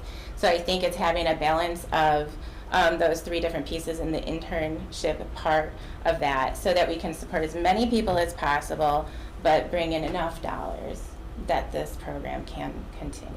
So I think when you go after it in that way, it has been proven to be successful. So is there a formula then? So you would have to have a certain percentage private insurance, certain percentage Medicaid to make sure that it would be successful while still helping the most Yeah, people. that's a great question. I don't know that I have an answer for that. I don't know what that percentage would be. And certainly, we would want to serve those who can't access the service, right? And so one thing I think ONA does really well is, like, despite the dollars that we have on hand, we figure it out. We fundraise our tails off. We go after other opportunities. So while this grant may only exist for, I think we're getting shyer and shyer and closer to a 3-year time period, right? So December of 26, if I'm right. We would reframe. We would figure out, okay, well, how do we keep this going? If we need more dollars than what we're billing and bringing in. Mm-hmm. All right. And I have one other question. Have you requested money from any other funding sources for this program? For this, no, absolutely not. So we have the 3 other funds coming through for those very specific programs, and we wanted this to be on its own as well, so that it is clean and it's it will be able to be monitored. We're used to reporting out on outcomes and monthly, quarterly, annual basis. We already have the audit structures in place to ensure that we're doing a good job, but this will be it will stand alone just as our other programs do, and that I think is what allows us to be successful within each of those practices. So no, we have not. Yeah. Anything? Yeah, I'm just looking at your application and talk about being fully funded by ARPA for the first year and then gradually transitioning. Mm-hmm. Why wouldn't you start the first year once the program's up and running, do the insurance and sliding scale private pay? Why wouldn't we do that? It says you're not gonna, it's gonna be funded completely by ARPA the first year. I was wondering, Well, once you get the program up and running, and you're gonna start that sliding scale thing Sure, anyway. sure. Good question. I hear what you're saying. So we wanted to be thoughtful in the success of the program. It doesn't happen overnight, in that it's going to take time to still post and hire and get the appropriate people in place, and then we have to panel for all those insurances, and Medicaid is quite a process in itself. So it's going to take time to build those pieces in. So if we want to start serving the community, we have the staff and we can start serving the community, but we're not paneled yet with specific insurances. We would need those dollars to pay for the positions to support the community. But as we are paneling and billing, again, that's where we go. We acknowledge we're bringing in this many dollars right now through insurance to support the salaries of these individuals. No, that's now we understandable. don't need as many dollars from Yeah. you, No, right? that's understandable. Yeah, but that's gonna take a bit of time. That Oh, first yeah. year will be building up that capacity, right? Yeah, okay. Yeah. Any other questions? All right, thank you. You're welcome, thank you you. guys. That. Thank you all. And you are willing to stay, if you're willing to stay and listen, or watch later on the Thank you video? very much. I think I might stick around. Okay. So now we Need a motion? Yes, we need a 8.1? motion and a second for 8.1. I'll motion for 8.1.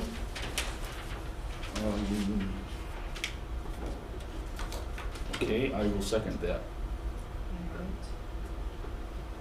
All right, so So as I said before, I'm interested in discussing how much we should fund specific programs, and the one I'm have a handle on is SAGE. So, if you want to talk about that one first, that's fine. right. Oh, yes. I don't mean to interrupt, Teresa. Yeah, no, go ahead. I'm really uncomfortable that there's only 4 of us in this committee meeting discussing this. And it was mentioned, maybe Peter says a special meeting next week, or we take this to the cow. I think it's, if we vote on any of these today to move forward, it's sort of a fallacy vote because there's just the 4 of us. It's gonna look like finance moved this forward, but it's only 3 of the finance committee people could move this forward. Would you feel the same way if it was unanimous on any of them? No, because there's only 4 of us. Okay, well, I mean, so you're saying the 3 that are missing, there would be then 4 to 3? That's what I'm just asking, I don't have any idea. Yeah, I can see what you mean if it was unanimous, but I think there's just some conversation that we're not hearing, and it might change my vote anyway. And I wouldn't want to mislead the county board by having us move forward with a unanimous vote from finance, when it's only 4 of us. Well, I could tell you right now, there's only 2 that I'd be interested in seeing move to Cal Oh, okay. right now.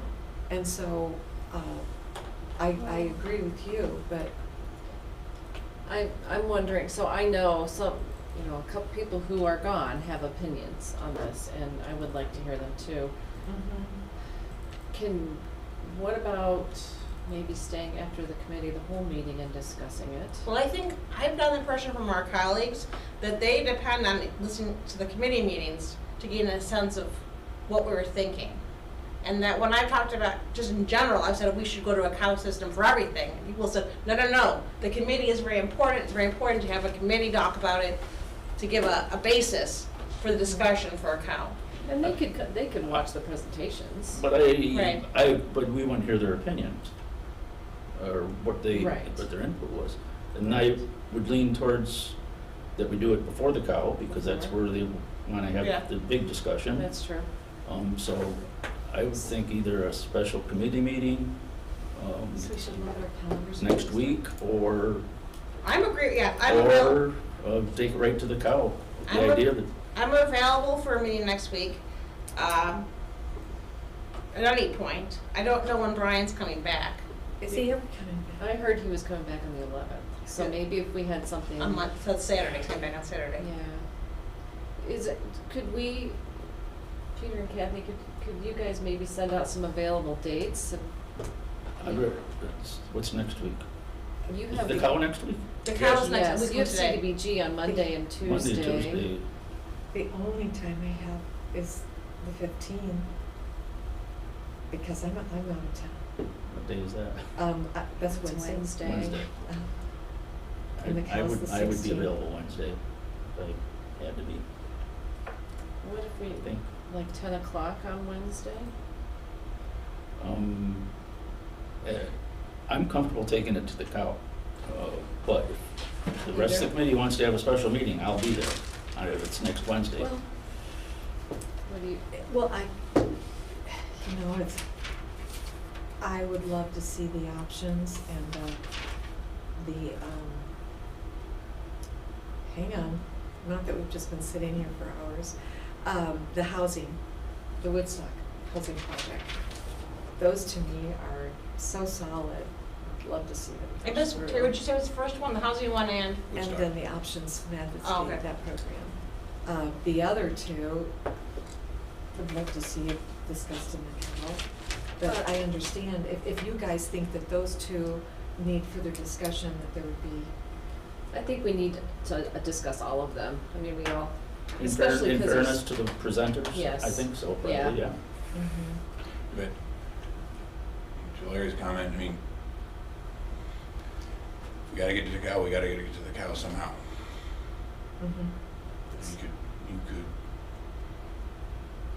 You could advance two if there's two that you're confident on and Well, that's what put it's zeros like. on the other numbers, or, I don't know, I mean. Do you guys, on those two, do you guys feel that those would be things that would be? Not in the present form. Okay, all right. right. So how about this? How about we try to see if we can meet on Wednesday the 15th? And if we can get together and meet as a special finance meeting, we'll do that. If that doesn't work, then we'll discuss it in the cow and we'll bring our recommendations. I would prefer that we forward them as a finance committee as a whole and not just go to the cow, because when we go to the cow, we're gonna have all kinds of people who have not seen the presentations, and they'll be throwing in their opinions without knowing what the presentation is. I agree. I think the best thing would be the special meeting, so we're all on the same page when we go to the cow. Okay. Could we do it like first thing on the 15th in the morning? Do you guys have conflicts with other? I'll pull out my calendar. I have I'm a pretty sure I 7:30 can make anything work. I have a on the 15th. 7:30 meeting, Oh. so, I didn't know how long. But oh, till 9. Till 9. Yeah. And we could have a 10 o'clock meeting maybe. Or 9:30? I mean, does that give you time? I could do 9:30, yeah. But we have to look at the other people too. I don't know what, Yeah, we don't. I don't know what have Mike's the same Right. situation. calendar is. I will not be here Wednesday, right? But that doesn't matter. I don't know. Um, People here.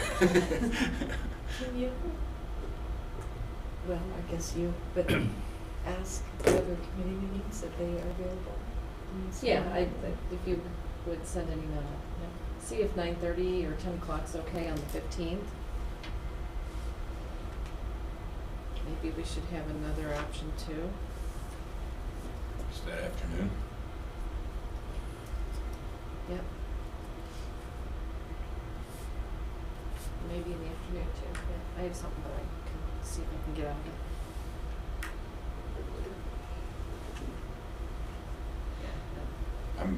Oh, great. driving up to visit my son in Minneapolis. I could conceivably be here in the later part of the afternoon.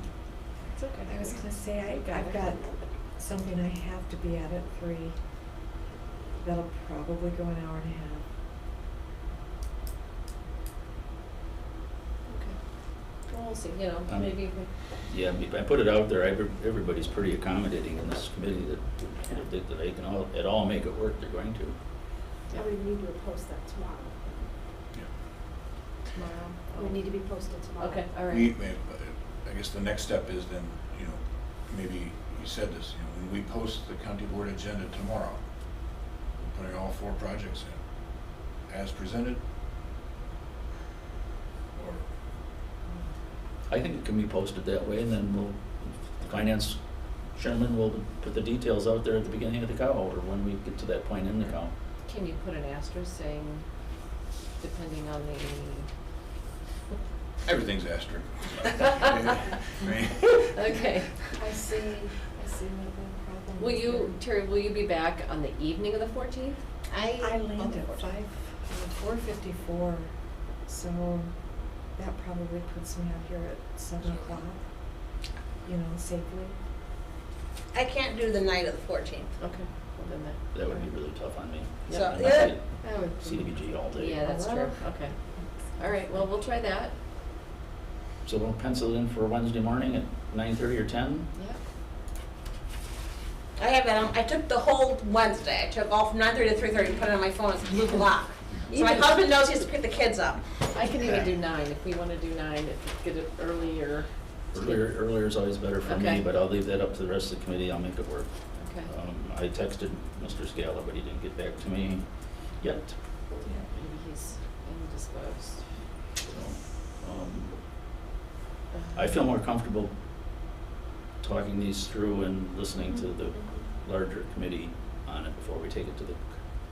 So- No, I understand, I really do, especially with your input of other people's views, good influencers, so. It's- Yeah. And that's, I know after some. 12 o'clock, I think the conversation will get short-circuited just because we've been here all morning. Fatigue. Yeah. Yep, okay. Well, I'm sorry, but. At least you've heard you have support from. You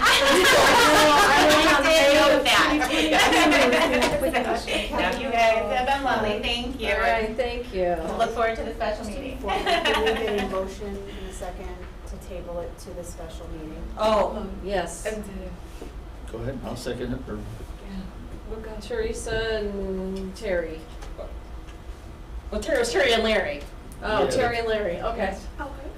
yeah, either way. All right, so, discussion of the selection of finance and audit committee member to be Senior Services Grant Commission. So, Boy, we have a discussion on the. Oh, advanced Well, actually, it's Oh. just, Mike just wanted to remind you, this is what we're gonna be focusing on next month. Okay. Kind of, but decisions today kind of set up available dollars for next month and hoping to Right, move right. ahead on about a half dozen water sewer projects. Now, we can have that discussion. Do we want to move all 6 next time, or do we want to do 3 and 3 or something like that? But you can kind of have that discussion next Wednesday. as well. Okay. Yeah.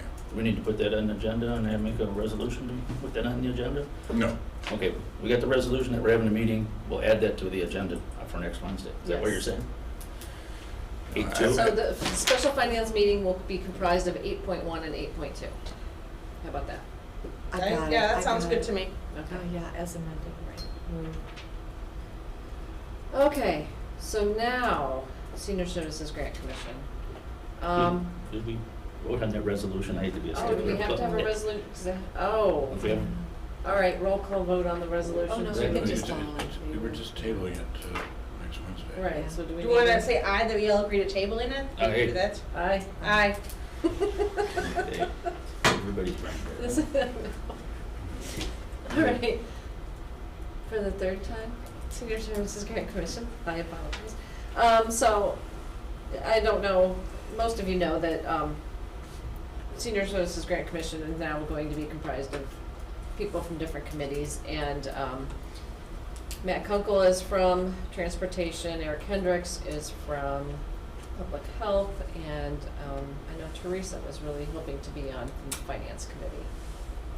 Amen. That is a true statement. I do indeed hope to be appointed for Finance Committee to be on Senior Service Grant Commission. I served on it for the last 2 years. Yeah. I personally would recommend Teresa to be on it, but when there's only 4 of us, is there somebody else that would speak up and say they would want to be on it for whatever reason? It's just hard to do business when you got a minimum quorum here.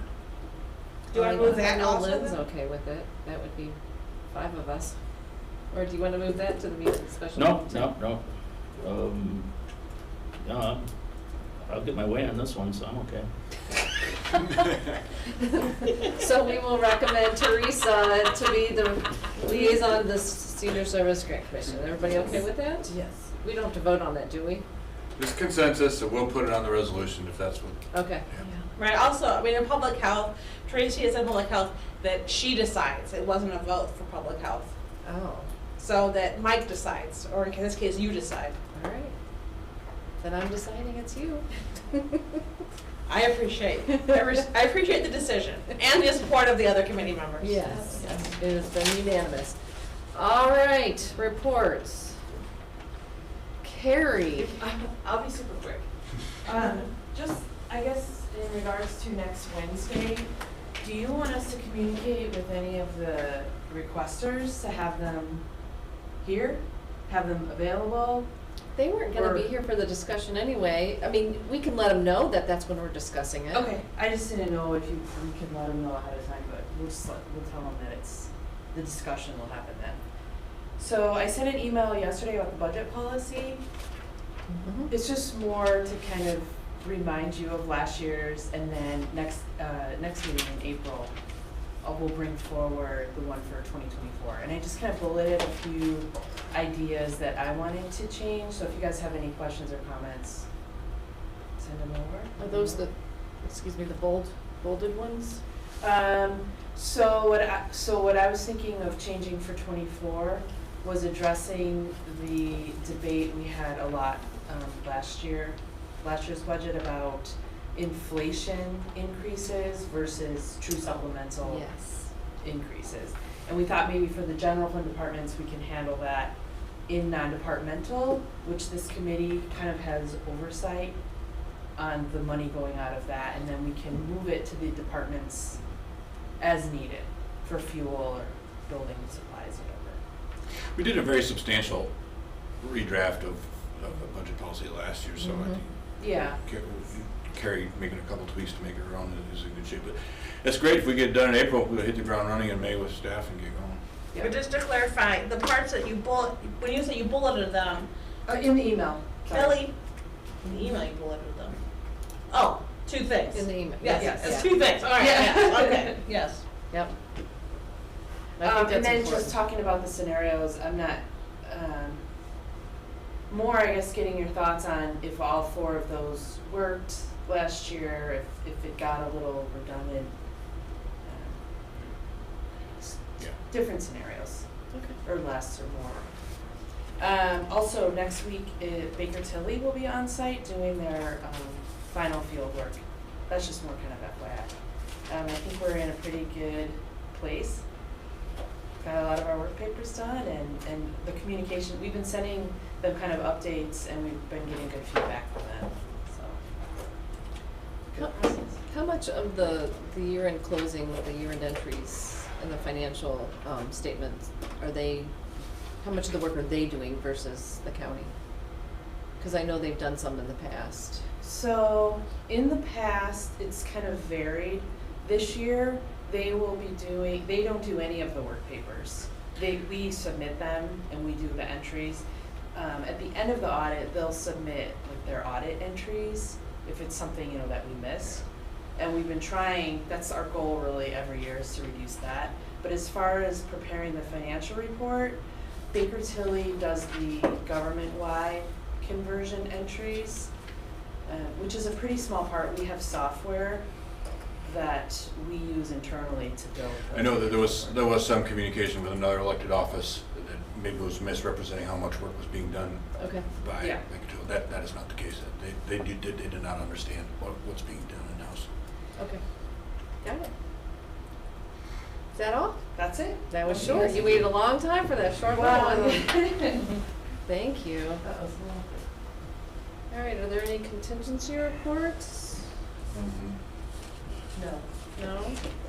Kelly, we already have a yes from Carolyn and Scala so far for that special meeting. Great. All It's right. official. So, What time did we pick? 9? I told her 9 a.m. And I'll fix my phone to say that. Perfect. We'll block off probably 2 hours, maybe not. MCEDC, that's something ongoing. Do we need to go to executive session? No, well, the auditor left and the mental health director left, so we can do that next time Okay. if so inclined. All right. Guess that worked out well. Yeah. So, yeah. Can I have a motion to adjourn? Thank you, everybody. All 3 of them motions, so just choose one. Well, I'll be the second.